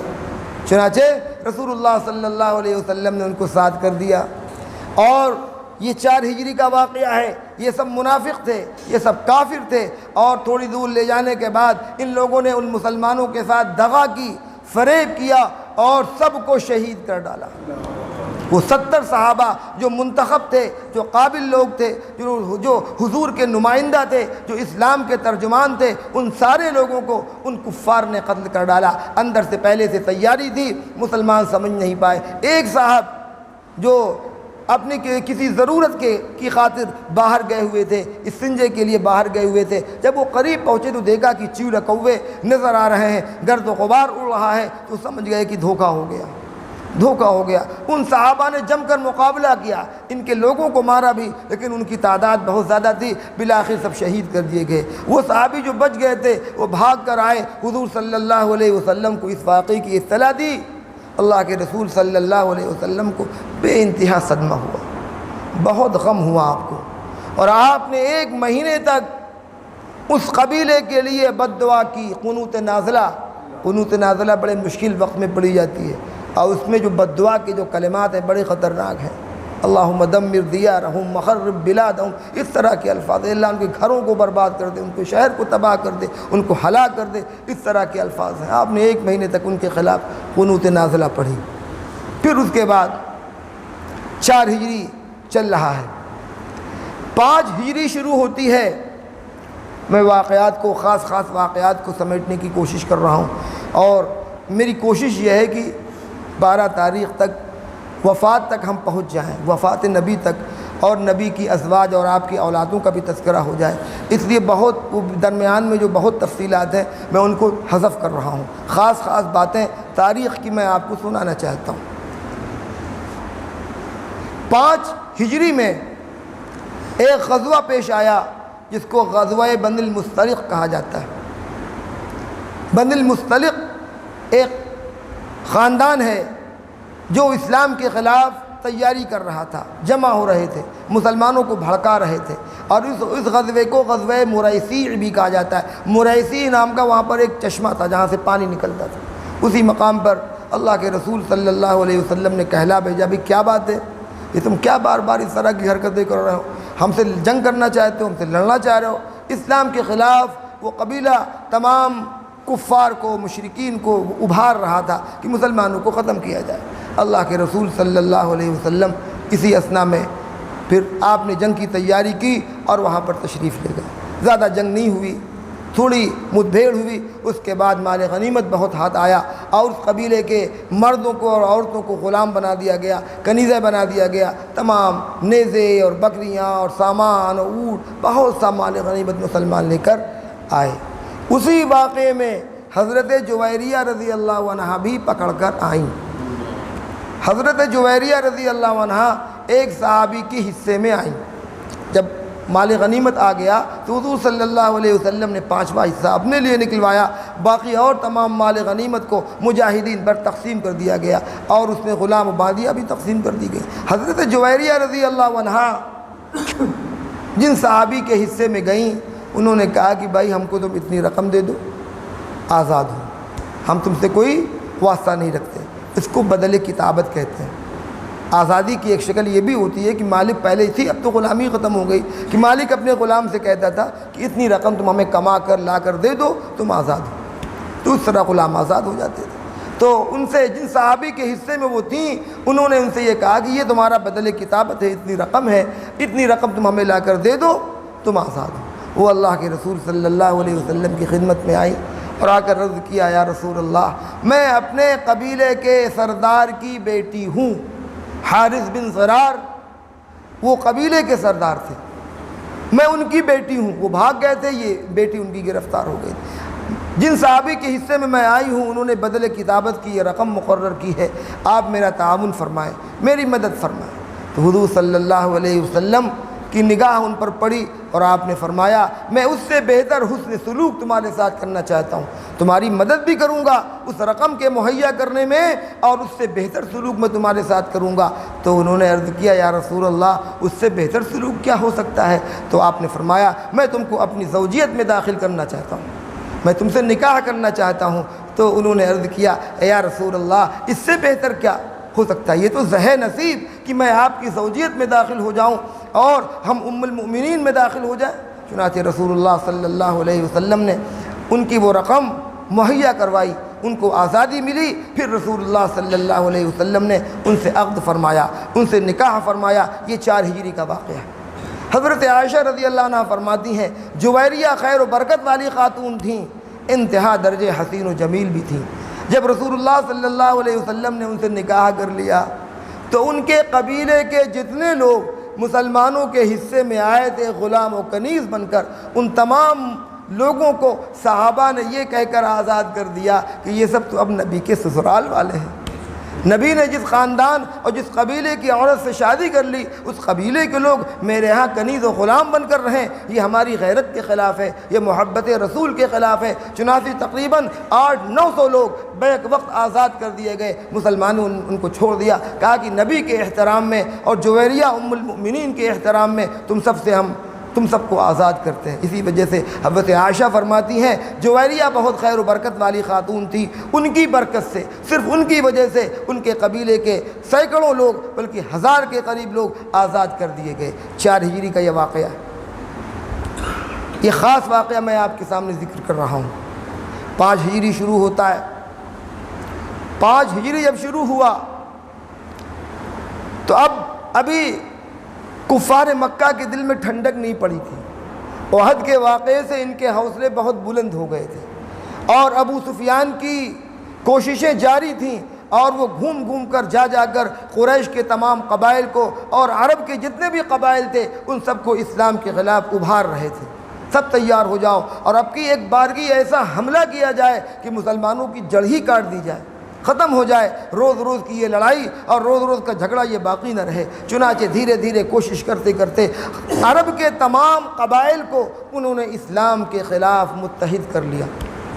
ایک جم غفیر اس زمانے کے اعتبار سے ایک بڑی فوج جس کی تعداد تقریباً 10,000 کے قریب تھی، 10,000 کا لشکر جرار ابو سفیان کی سرکردگی میں مدینے پر حملے کے لیے آیا۔ نکل پڑے وہ سب کے سب۔ رسول اللہ صلی اللہ علیہ وسلم کو بر وقت اطلاع مل گئی، بلکہ بر وقت نہیں، صرف ایک ہفتے پہلے آپ کو اطلاع ملی کہ ادھر سے کفار کا لشکر آ رہا ہے۔ حضرت سلمان فارسی رضی اللہ عنہ ایمان لا چکے تھے، اسلام میں داخل ہو چکے تھے۔ مشورہ طلب ہوا، صحابہ اکٹھے ہوئے، کیا کیا جائے؟ حضرت سلمان فارسی رضی اللہ عنہ جو کہ فارس کے رہنے والے تھے، عجم کے رہنے والے تھے، وہاں کا طریقہ جنگ دوسرا تھا اور عرب دوسرے طریقے سے لڑا کرتے تھے۔ دونوں نے ایک مشورہ سامنے رکھا، یا رسول اللہ صلی اللہ علیہ وسلم، عرب اس طریقے سے واقف نہیں ہے جو عجم میں طریقہ ہے، اور طریقہ یہ ہے کہ جب دشمن سے دفاع مشکل ہو جاتا ہے تو درمیان میں خندق کھود دی جاتی ہے، گہرے گہرے گڑھے کھود دیے جاتے ہیں تاکہ وہ ہمارے حد میں داخل نہ ہو سکیں۔ لہذا میری رائے یہ ہے اور میرا خیال یہ ہے کہ آپ خندق کھدوا دیں، گہری خندق کھدوا دیں، جس کی وجہ سے ان کے گھوڑے اس خندق کو پار نہ کر سکیں اور وہ مدینے میں داخل نہ ہو سکیں۔ رسول اللہ صلی اللہ علیہ وسلم نے ان کے اس مشورے کو پسند کیا، تمام صحابہ نے پسند کیا، اس لیے کہ ایک نئی بات تھی۔ چنانچہ رسول اللہ صلی اللہ علیہ وسلم نے صحابہ کو اکٹھا کیا اور کام سپرد کر دیا گیا۔ اب تو وہ خندق نہیں باقی ہے، پہلے جو لوگ حج کرنے جاتے تھے وہ خندق اس وقت تک، اب 10-20 سال پہلے وہ خندق باقی تھی، دکھتی تھی وہ خندق۔ جن لوگوں نے پہلے حج کیا ہوگا انہوں نے دیکھا ہوگا، وہ خندق تھی، بہت دن بعد میں سب ختم ہو گیا۔ تو وہ خندق 3 میل کی حد میں کھودنی تھی اور حضور صلی اللہ علیہ وسلم نے اس کی نشاندہی فرمائی۔ 3 میل لمبائی میں وہ خندق کھودی جانی تھی اور اس کی لمبائی، چوڑائی اور گہرائی حضور نے یہ فرمایا 5 گز لمبی، 5 گز چوڑی اور 5 گز گہری خندق۔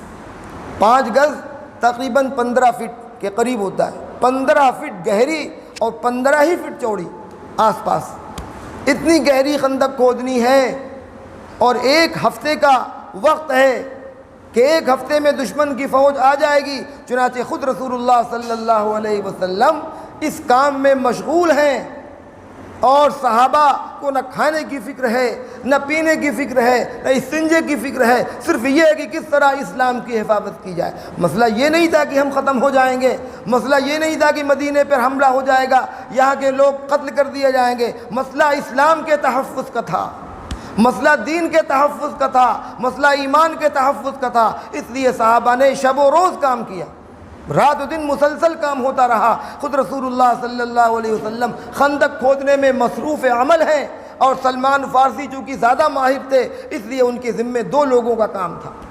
صحابہ خندق کھود رہے ہیں، یہاں تک کہ وہ خندق کھودتے کھودتے ایک چٹان آ گئی جس پر ساری کدالیں ٹوٹ گئیں۔ حضور صلی اللہ علیہ وسلم کو اطلاع دی گئی، یا رسول اللہ ایک بھاری چٹان آ گئی ہے جس پر ساری کدالیں بیکار ہوئی جا رہی ہیں، ٹوٹی جا رہی ہیں۔ آپ تشریف لائے اور آپ نے وہ کدال ان صحابی سے لیا، ایک ضرب اس پر ماری جس سے وہ ریزہ ریزہ ہو گئی اور اس سے چنگاری نکلی۔ آپ نے فرمایا ہمیں قیصر و کسریٰ کے محلات دکھلائے گئے اس روشنی میں، یہ سب فتح ہوں گے، مسلمان فتح کریں گے۔ پھر آپ نے دوسری کدال ماری، وہ جو چٹان تھی وہ بھی ریزہ ریزہ ہو گئی، پھر اس میں سے چنگاری نکلی۔ حضور نے فرمایا یمن کے محلات ہمیں دکھلائے گئے، ہمارے صحابہ یمن بھی فتح کریں گے، قیصر و کسریٰ بھی فتح ہوگا اور یمن بھی فتح ہوگا۔ منافقین نے مذاق اڑایا، کہا کہ دیکھ لو حالت، پتھر پر پیٹ پر پتھر باندھے ہیں، کھانے کا انتظام نہیں تھا، پیٹ پر پتھر باندھے ہوئے ہیں، کھانا نصیب نہیں ہو رہا ہے، اور کیسے دھوکہ دے رہے ہیں اپنے ساتھیوں کو کہ قیصر و کسریٰ کے محلات ہمیں دکھائی جا رہے ہیں اور قیصر و کسریٰ کو ہم فتح کر لیں گے، ایسے دھوکہ دے رہے ہیں نبی تمہارے۔ لیکن صحابہ کو تو نبی کی بات پر 100% یقین تھا، چنانچہ تاریخ نے یہ بات ثابت کر دی کہ جو کچھ ہمارے نبی نے فرمایا تھا وہ سب ہوا، قیصر و کسریٰ بھی فتح ہوا اور یمن بھی فتح ہوا اور مسلمان پوری دنیا میں پھیل گیا۔ چنانچہ اسی اثنا میں ابھی ہفتے بھر کام ہونا ہے، اسی اثنا میں حضرت جابر بن عبداللہ رضی اللہ عنہ اپنے گھر پر آئے اور اپنی بیوی سے چپکے سے کہا کہ حضور کی حالت دیکھی نہیں جاتی، پیٹ پر پتھر بندھے ہوئے ہیں، چہرہ ایک دم پریشان ہے، بھوک کی شدت آپ کو بہت زیادہ ہے، لیکن کام میں اتنی مصروفیت ہے کہ آپ کو کچھ فکر نہیں ہے۔ کیا کیا جائے؟ حضور کے لیے کچھ کھانے کا انتظام کر دیا جائے، حضور کو بلا لیں۔ تو بیوی نے کہا ایک بکری کا بچہ ہے، اس کو ذبح کر دیتے ہیں، تھوڑا سا گوشت ہے، تھوڑا سا گھر میں آٹا پڑا ہوا ہے، تھوڑی سی روٹی بن جائے گی، گوشت سالن بن جائے گا، اور حضور صلی اللہ علیہ وسلم کو چپکے سے بلا لانا، کھلا دینا۔ چنانچہ یہاں بیوی سے بات کر کے گئے اور جا کر حضور کے کان میں کہا یا رسول اللہ تھوڑا سا کھانا ہے، چلیے گھر چلیے، آپ تناول فرما لیجئے۔ اتنی گنجائش تو نہیں ہے کہ سب کو میں کھلا سکوں، لیکن میں چاہ رہا ہوں کہ آپ تھوڑا سا تناول فرمائیں۔ آپ صحابہ کی طرف متوجہ ہوئے اور فرمایا مسلمانوں سنو، جابر بن عبداللہ کے گھر پر سب کی دعوت ہے، سب کی دعوت ہے۔ چنانچہ راوی حدیث کہتے ہیں کہ 1500 صحابہ اس وقت مصروف کار تھے، 1500 صحابہ مصروف کار تھے۔ اب جابر بن عبداللہ کی حالت خراب، اب کیا ہوگا؟ وہاں تو تھوڑے سے کھانے کا نظم ہے اور حضور نے سب کو دعوت دے دی۔ اب یہاں پر نبی کا معجزہ ظاہر ہو رہا ہے۔ تھوڑا سا کھانا 1500 صحابہ کے لیے کافی ہو جائے، یہ کوئی معمولی بات نہیں ہے، یہ نبی ہی کا معجزہ ظاہر ہو سکتا ہے۔ چنانچہ آپ اندر تشریف لے گئے، آپ نے فرمایا سالن کتنا ہے اور آٹا کتنا ہے؟ ان کی بیوی نے کہا یا رسول اللہ یہ آپ کے سامنے ہے۔ اب وہ بھی پریشان، میاں بیوی دونوں پریشان کہ اب کیا ہوگا، عزت تو جائے گی۔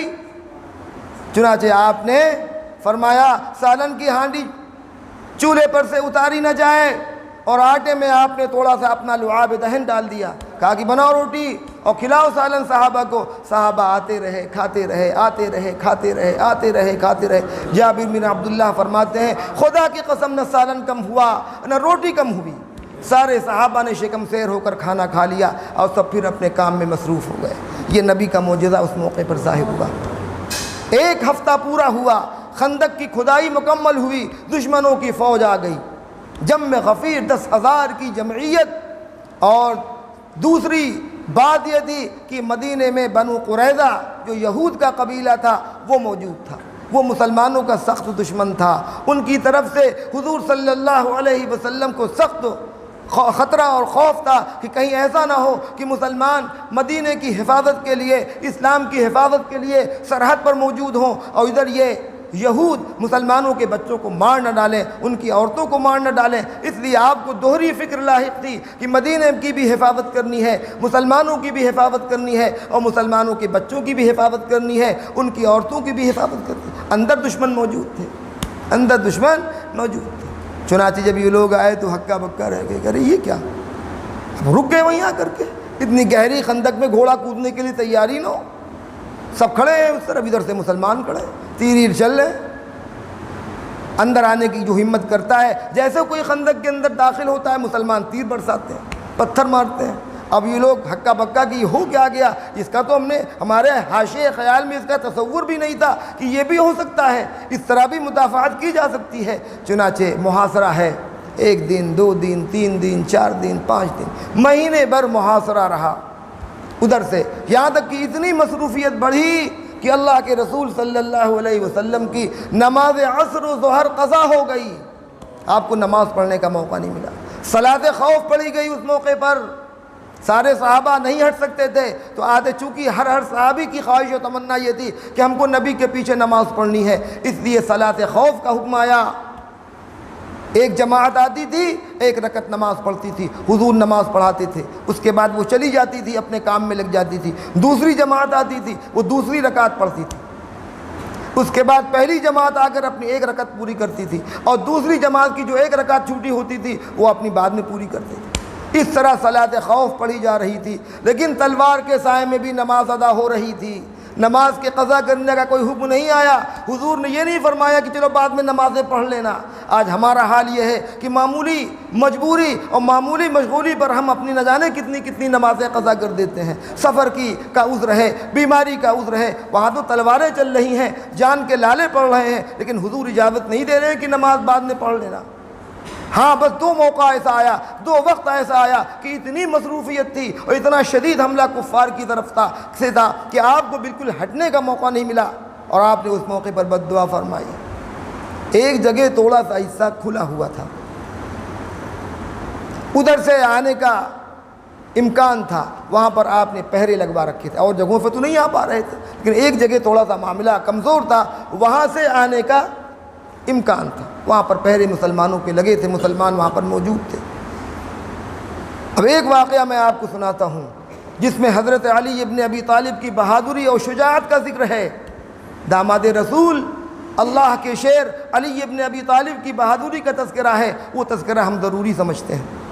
ایک دن عرب کے بڑے بڑے پہلوان اکٹھے ہوئے اور کہا کہ اسی طرف سے ہم مدینے میں داخل ہوں گے، اور مدینے میں داخل ہونے کے بعد حملہ آور ہوں گے۔ چنانچہ حضور صلی اللہ علیہ وسلم کو اطلاع دی گئی۔ عمرو نامی ایک عرب کا مشہور پہلوان تھا، مکے کا مشہور پہلوان تھا، وہ داخل ہو گیا، اور داخل ہوتے ہی صحابہ موجود تھے۔ داخل ہوتے ہی اس نے اپنا مد مقابل طلب کیا، آئے کوئی میرے مقابلے پر؟ صحابہ موجود ہیں، سناٹا چھا گیا، چونکہ عرب کا وہ مشہور پہلوان تھا۔ پھر اس نے کہا، پھر اس نے پھپکارا کہ کوئی آئے میرے مقابلے کے لیے۔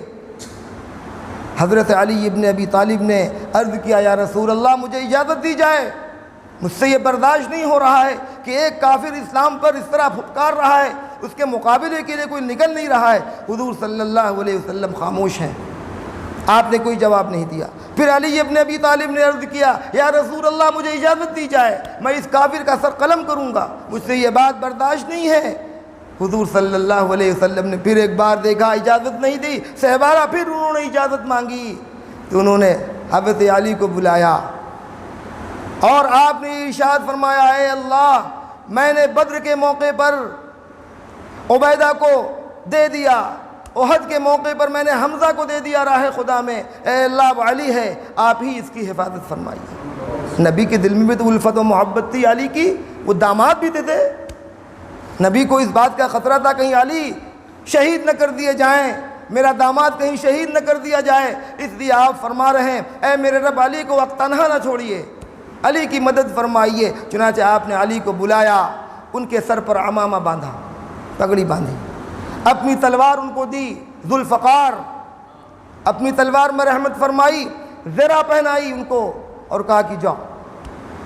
وہ کافر گھوڑے پر سوار ہے، علی پیدل چل پڑتے ہیں، انہوں نے گھوڑا لینا بھی مناسب نہیں سمجھا۔ ظاہر ہے ہمت و طاقت تو اسی وقت بڑھ گئی جب نبی نے اپنی مبارک تلوار علی کے سپرد کی، جو نبی کی دعا ان کے ساتھ ہو گئی، اس وقت ظاہر ہے ہمت و قوت کی کیا انتہا رہی ہوگی۔ علی پہنچتے ہیں، وہ اپنے گھوڑے پر سوار ہے، وہ عرب کا مشہور پہلوان جس سے لوگ تھرا رہے ہیں، وہ اپنے گھوڑے پر سوار ہے۔ علی نے اس کو مقابلے کی دعوت دی، تو اس نے کہا، رے جاؤ میاں، تم لڑکے کل کے آئے ہو ہم سے ملنے کے لیے، میرا کوئی مد مقابل مناسب بھیجو، اور سنو تمہارے باپ سے میری دوستی تھی، میرے تعلقات تھے، تم کیوں میری تلوار کی زد میں آنا چاہتے ہو؟ تو علی نے فرمایا، سن اے دشمن خدا سن، میں تجھے اللہ کی طرف بلاتا ہوں، اللہ کی وحدانیت کی طرف اور رسول کی رسالت کی اقرار کی طرف بلاتا ہوں، تو آ جا، نہیں تو میں تجھے قتل کر دوں گا، میں تجھے قتل کر دوں گا۔ پھر اس نے سمجھایا کہ ارے تم جاؤ، تم بچے ہو، تم میرا کیا مقابلہ کرو گے؟ تو حضرت علی نے فرمایا، میں تیرے خون کا پیاسا ہوں، میں تجھے قتل کر کے رہوں گا۔ تو اس کے بھی رگ حمیت جاگ اٹھی، وہ اپنے گھوڑے سے کود پڑا، وہ اپنے گھوڑے سے کود پڑا۔ مسلمان اس منظر کو دیکھ رہے ہیں کہ علی کا مقابلہ ہو رہا ہے عرب کے سب سے مشہور پہلوان سے۔ ایک دم سے گرد و غبار اٹھا، لوگوں نے تکبیر اللہ اکبر کا نعرہ بلند کیا، صحابہ نے سمجھا کہ شاید علی کی تلوار چل گئی اس پر اور اس کا کام تمام ہو گیا، لیکن وہ بچ گیا علی کے وار سے۔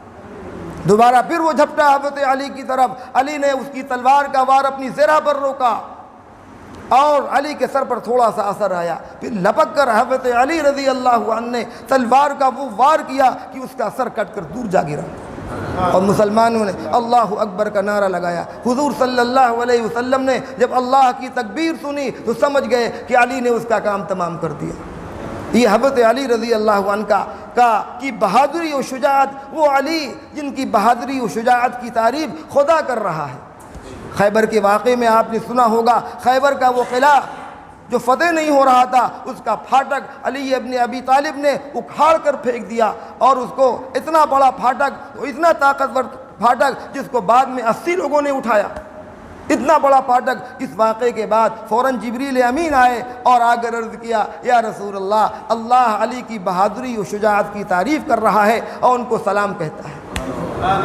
تو ایسی شخصیات اسلام کی جانثاری اور اسلام کی قربانی کے لیے تیار تھی۔ چنانچہ یہ سب واقعات ہوتے رہے، ان کے حوصلے ٹوٹتے رہے، یہاں تک کہ اللہ کے رسول صلی اللہ علیہ وسلم نے بد دعا مانگی 3 دن مسلسل آپ بد دعا ان حضرات کے لیے مانگتے رہے، یہاں تک کہ حضور کی بد دعا کفار قریش کے حق میں قبول ہوئی اور ایک دم سے آندھی چلی۔ ایک رات شدید آندھی چلی، ایسی شدید اور ایسی سرد ہوا کہ ان کے خیمے اکھڑ گئے، ان کے گھوڑے بدکنے لگے، بھاگنے لگے، اور ان کا سامان سب تتر بتر ہو گیا، ان کی ہانڈیاں چولہوں سے اڑ گئیں۔ اس طرح رب العزت نے پھر ان کو دفاع کیا، وہ بھاگے، مجبور ہوئے، یہاں تک کہ ابو سفیان نے اعلان کیا کہ لوگوں چلو بھاگو، ہر طرف سے بھاگو، اور بھاگو کی صدائیں بلند ہوئیں اور وہ سب بھاگ گئے۔ آپ نے ارشاد فرمایا اب دوبارہ کفار مسلمانوں پر حملہ آور نہ ہو سکیں گے، اب ہم حملہ کریں گے، اب ہم اس پوزیشن میں آ گئے ہیں کہ ہم دفاع نہیں بلکہ مقابلے کی طاقت رکھتے ہیں۔ یہ واقعہ کب پیش آیا؟ 5 ہجری میں، نبوت کا 5واں سال ہے۔ میں نے عرض کیا ابھی شروع میں آپ کے سامنے کہ میں خاص واقعات کو کوٹ کر رہا ہوں، بہت تفصیل میں جاؤں گا تو بات بالکل ادھوری رہ جائے گی، اس لیے میں نے 5 ہجری کا ایک مشہور واقعہ آپ کے سامنے ذکر کیا۔ 6 ہجری میں ہم داخل ہوتے ہیں، تھوڑی دیر اور گفتگو کریں گے آپ کے سامنے۔ 6 ہجری میں ایک خاص واقعہ صلح حدیبیہ کا پیش آیا۔ اللہ کے رسول صلی اللہ علیہ وسلم نے خواب دیکھا کہ ہم اپنے صحابہ کے ساتھ عمرہ کر رہے ہیں۔ نبی کا خواب وہی الہی ہوتا ہے، سچا خواب نبی کا ہوتا ہے۔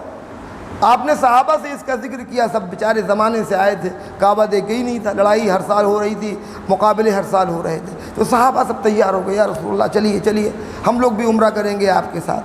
چنانچہ آپ نے ارادہ فرمایا 1500 صحابہ آپ کے ساتھ آپ کی معیت میں عمرے کے لیے مدینے سے باہر نکلے تیار ہو کر کے۔ چنانچہ سفر ہوتا رہا، جب مقام حدیبیہ پر پہنچے تو ان لوگوں کو اطلاع مل گئی کفار مکہ کو کہ مسلمان آ رہے ہیں۔ کہ کیوں آ رہے ہیں؟ آپ نے پہلے خبر بھیجوائی، اچانک نہیں پہنچے، آپ نے اپنے قاصدین کو مکے بھیجا کہ بھائی دیکھو ہم لوگ آئے ہوئے، ہمیں لڑائی جھگڑا نہیں کرنا ہے، ہمیں صرف عمرہ کرنا ہے، 3 روز ہمارا قیام رہے گا، عمرہ کر کے ہم پھر مدینہ واپس ہو جائیں گے، آپ سے کوئی تعارض نہیں کریں گے، صرف آپ ہمیں عمرے کی اجازت دے دیجئے۔ لیکن وہ سب بدک گئے، اور 1 ہی سال پہلے تو مسلمانوں سے شکست کھائی تھی، اور ان کے دلوں میں ابھی وہ زخم ہرے تھے۔ انہوں نے کہا یہ نہیں ہو سکتا، ہم مسلمانوں کو عمرے کی اجازت نہیں دے سکتے، چاہے جو بھی ہو جائے ہم مسلمانوں کو عمرے کی اجازت نہیں دے سکتے، اس پر وہ بضد ہیں۔ چنانچہ اسی اثنا میں حضور صلی اللہ علیہ وسلم نے بہت سے لوگوں کو گفتگو کے لیے، بات چیت کے لیے مکہ بھیجا۔ انہی میں آخر میں آپ نے حضرت عمر سے فرمایا عمر تم جاؤ ایک بار بات کرو۔ تو حضرت عمر نے فرمایا یا رسول اللہ، کفار مکہ کے دل میں ہمارے لیے بڑی بغض و عداوت ہے، ہم سے یہ بہت جلتے ہیں، ہم جائیں گے تو خطرہ پیدا ہو جائے گا، سیدھے ہی ہم کو مار ہی ڈالیں گے، عثمان کو آپ بھیج دیجئے۔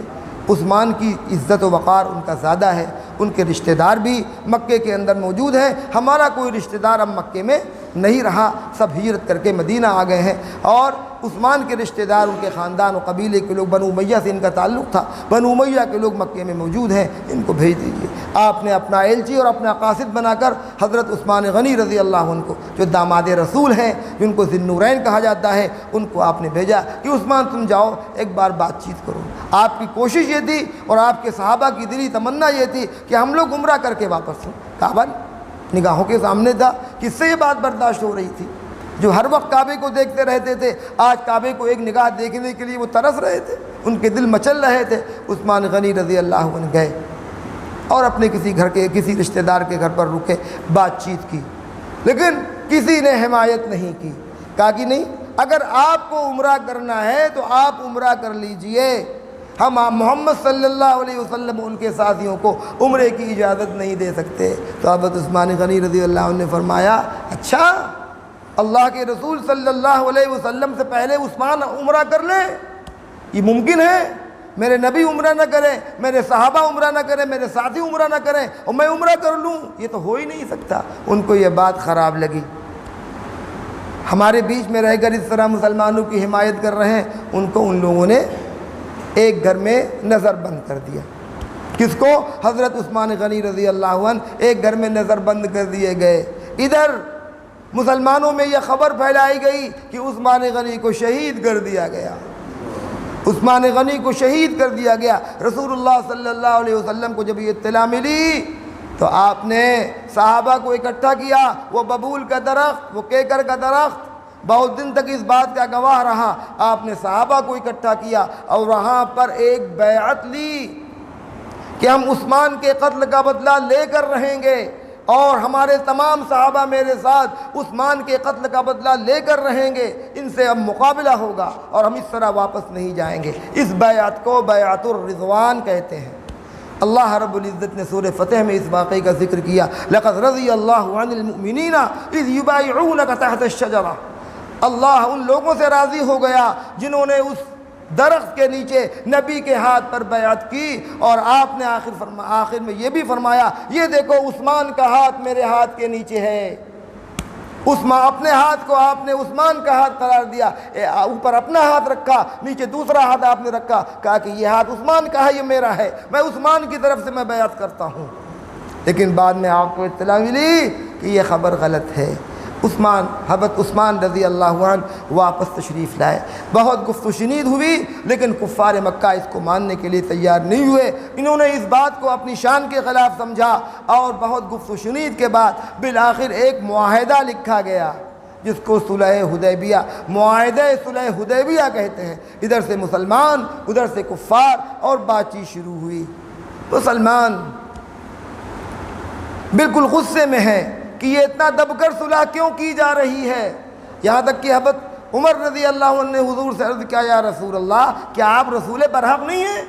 کیا آپ کا دین دین برحق نہیں ہے؟ تو فرمایا کیوں نہیں، میں رسول برحق ہوں، اسلام دین برحق ہے۔ تو انہوں نے عرض کیا، یا رسول اللہ اب یہ دب کر صلح کیوں دب رہے ہیں آپ اس قدر، کیا وجہ ہے؟ لیکن نبی کے نظر بصیرت اس فتح کو دیکھ رہی تھی جو فتح مکہ کی صورت میں 2 ہی سال میں نمودار ہونے والی تھی۔ آپ کی نگاہ تو وہاں تھی، اور آپ نے عمر سے فرمایا، عمر تم بیٹھ جاؤ، تم نہیں سمجھ رہے ہو، مجھے معاہدہ کرنے دو، مجھے صلح کرنے دو۔ چنانچہ اس معاہدے کی شقوں میں سے ایک شق یہ بھی تھی کہ اگر ہمارا کوئی آدمی مدینے جائے گا تو آپ کو واپس کرنا پڑے گا، اگر آپ کا کوئی آدمی مدینے سے مکہ آئے گا تو ہم اس کو واپس کرنے کے پابند نہیں ہوں گے۔ ظاہر ہے کتنی غلط بات تھی، لیکن حضور صلی اللہ علیہ وسلم نے اس پر خاموشی اختیار کی۔ اور جب صلح نامہ لکھا جانے لگا تو آپ نے لکھا من محمد رسول اللہ۔ تو جو ادھر سے آئے تھے بات چیت کرنے کے لیے، فوراً انہوں نے اس پر اعتراض کیا۔ حضور نے کہا، علی سے فرمایا لکھو بسم اللہ الرحمن الرحیم۔ تو انہوں نے کہا ہم اس کو نہیں مانتے، ہم اس کو نہیں مانتے، ہمارے ہاں بسمک اللہم لکھا جاتا ہے، ہم بسم اللہ الرحمن الرحیم نہیں مانتے۔ تو حضور نے علی سے فرمایا، علی بسمک اللہم لکھ دو۔ پھر جب دوسری شق لکھی جانے لگی، یہ معاہدہ محمد الرسول اللہ کی طرف سے لکھا جا رہا ہے، تو انہوں نے کہا یہی تو جھگڑا ہے، اسی بات پر تو جنگ ہو رہی ہے کہ ہم آپ کو اللہ کا رسول نہیں مانتے، ہم اللہ کا رسول آپ کو نہیں مانتے۔ تو آپ نے فرمایا جو ٹھیک ہے اس کو بھی مٹا دو، لکھو من محمد ابن عبداللہ، محمد ابن عبداللہ کی طرف سے یہ صلح نامہ لکھا جا رہا ہے۔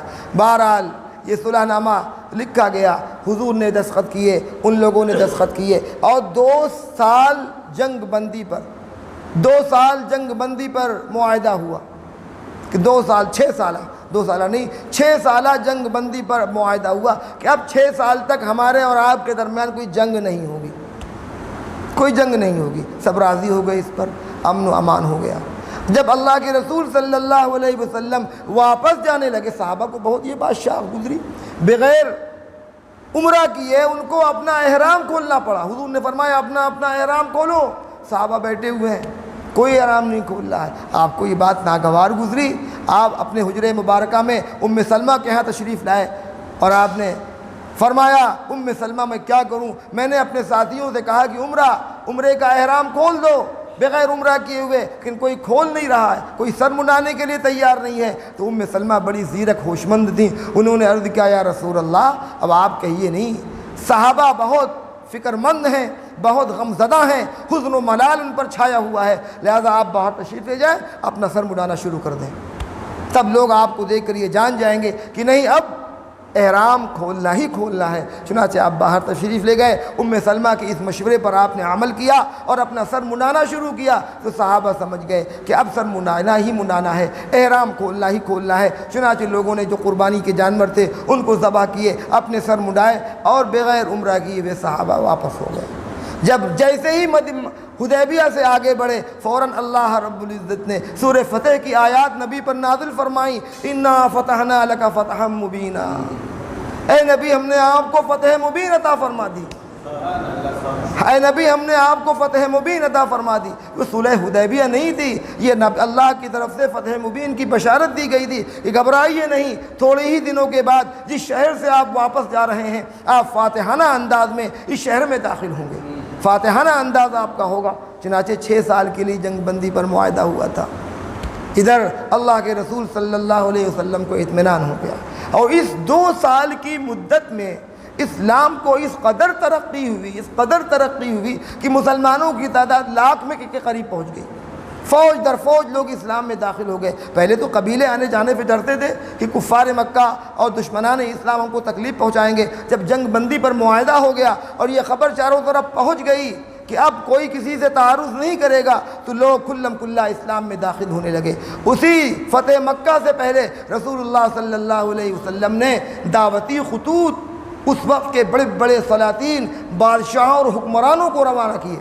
قیصر و کسریٰ کو آپ نے دعوتی خط بھیجا، اور بڑے بڑے اس زمانے کے جو مملکتیں تھیں وہاں پر آپ نے دعوتی خطوط بھیجے، اور جو بھی وہاں کا رد عمل ہوا وہ میں اس کا ذکر نہیں کرتا، لیکن رسول اللہ صلی اللہ علیہ وسلم کی دعوت، اسلام کی دعوت عرب سے نکل کر عجم تک پہنچ گئی، عرب سے نکل کر عجم تک پہنچ گئی۔ ابھی 2 سال بھی نہ گزرے تھے کہ کفار مکہ نے بدعہدی کر دی۔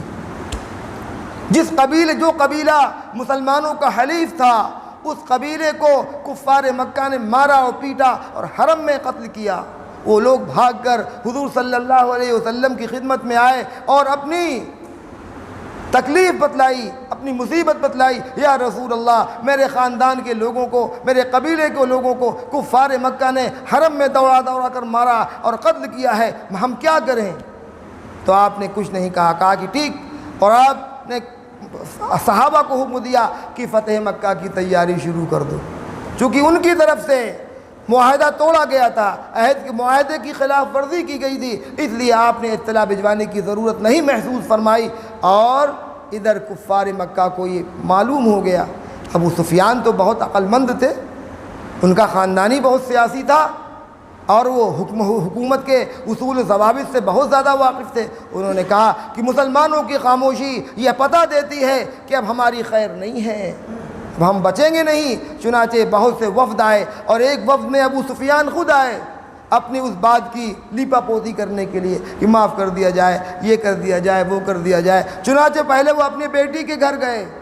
عجب معاملہ ہے، ابو سفیان اس وقت تک حضور کے سخت ترین دشمن ہیں، اور ان کی بیٹی ام حبیبہ رضی اللہ عنہا حضور کی زوجہ مطہرہ ہیں، ام المومنین ہیں۔ اپنی بیٹی کے گھر گئے اور سوچا کہ بیٹی کی طرف سے سفارش کریں گے، ہماری بیٹی نبی کی بیوی ہیں، وہ کہہ دیں گی تو ہو سکتا ہے بات کچھ بن جائے۔ چنانچہ بیٹی نے دیکھا کہ رے دشمن خدا اور دشمن رسول آ گیا ہے۔ جیسے اندر داخل ہوئے، حضرت ام حبیبہ نے نبی کا بستر سمیٹ دیا تو وہ بھوچکے ہو گئے، اور انہوں نے کہا کہ ام حبیبہ یہ کیا، میں بستر کے قابل نہیں تھا یا بستر میرے قابل نہیں تھا؟ کہا کہ تم بستر کے قابل نہیں ہو، یہ نبی کریم صلی اللہ علیہ وسلم کا بستر ہے، تم ناپاک اور گندے ہو، ناپاک جسم لے کر اس بستر پر تم نہیں بیٹھ سکتے۔ تو باپ نے کہا کہ تم یہاں آ کر مدینے آ کر تم نے ادب کھو دیا۔ کہا کہ میں نے ادب نہیں کھویا ہے، تم دشمن خدا و دشمن رسول ہو۔ چنانچہ مایوس ہو گئے گھر سے، اب آگے کچھ بولنے کی ہمت ہی نہیں تھی۔ جب بیٹی نے نبی کے بستر پر نہیں بیٹھنے دیا تو بیٹی کیا کہہ سکتی تھی؟ وہ آئے ابو بکر کے پاس گئے، ابو بکر بھی کیا بول سکتے تھے؟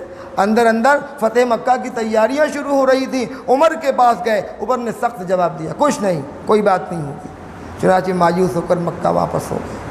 حضور صلی اللہ علیہ وسلم نے فتح مکہ کی تیاریاں شروع کر دیں، بہت وقت ہو گیا ہے، فتح مکہ کی سلسلے میں تفصیلات انشاءاللہ کل آپ کو سنائی جائیں گے۔ اللہ تعالی ہم سب کو سمجھ عطا فرمائے اور نبی کی تاریخ جاننے اور نبی کی تاریخ پڑھنے اور اس پر عمل پیرا ہونے کی ہمیں توفیق عطا فرمائے۔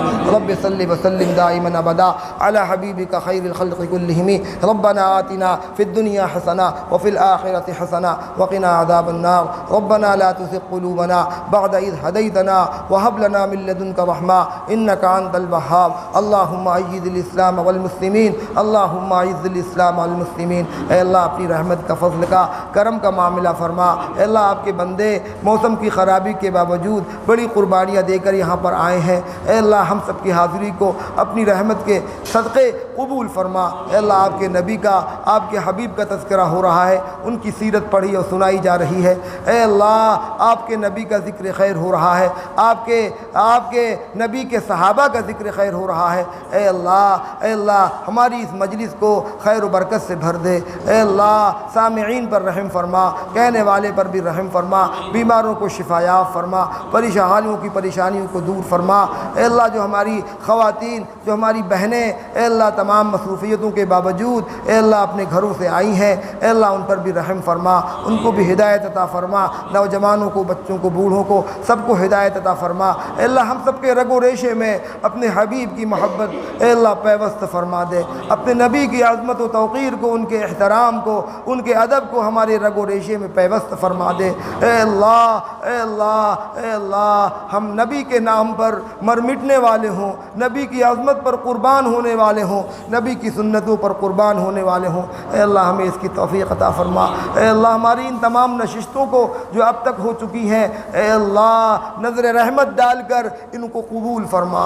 اے اللہ اس سلسلے کو ہمیشہ کے لیے قائم و دائم فرما دیجئے، پھر آئندہ سال ان مجلسوں کا انعقاد فرمائیے، ان نشستوں کا انعقاد فرمائیے، اور پھر ہم سب کو اے اللہ ذکر رسول کی مجلس میں اکٹھا ہونے کی، سیرت رسول کی مجلس میں اکٹھا ہونے کی پھر دوبارہ توفیق عطا فرمائیے۔ ربنا تقبل منا انک انت السمیع العلیم وتب علینا انک انت التواب الرحیم، وصلی اللہ تعالی علی خیر خلقہ سیدنا محمد وآلہ وصحبہ۔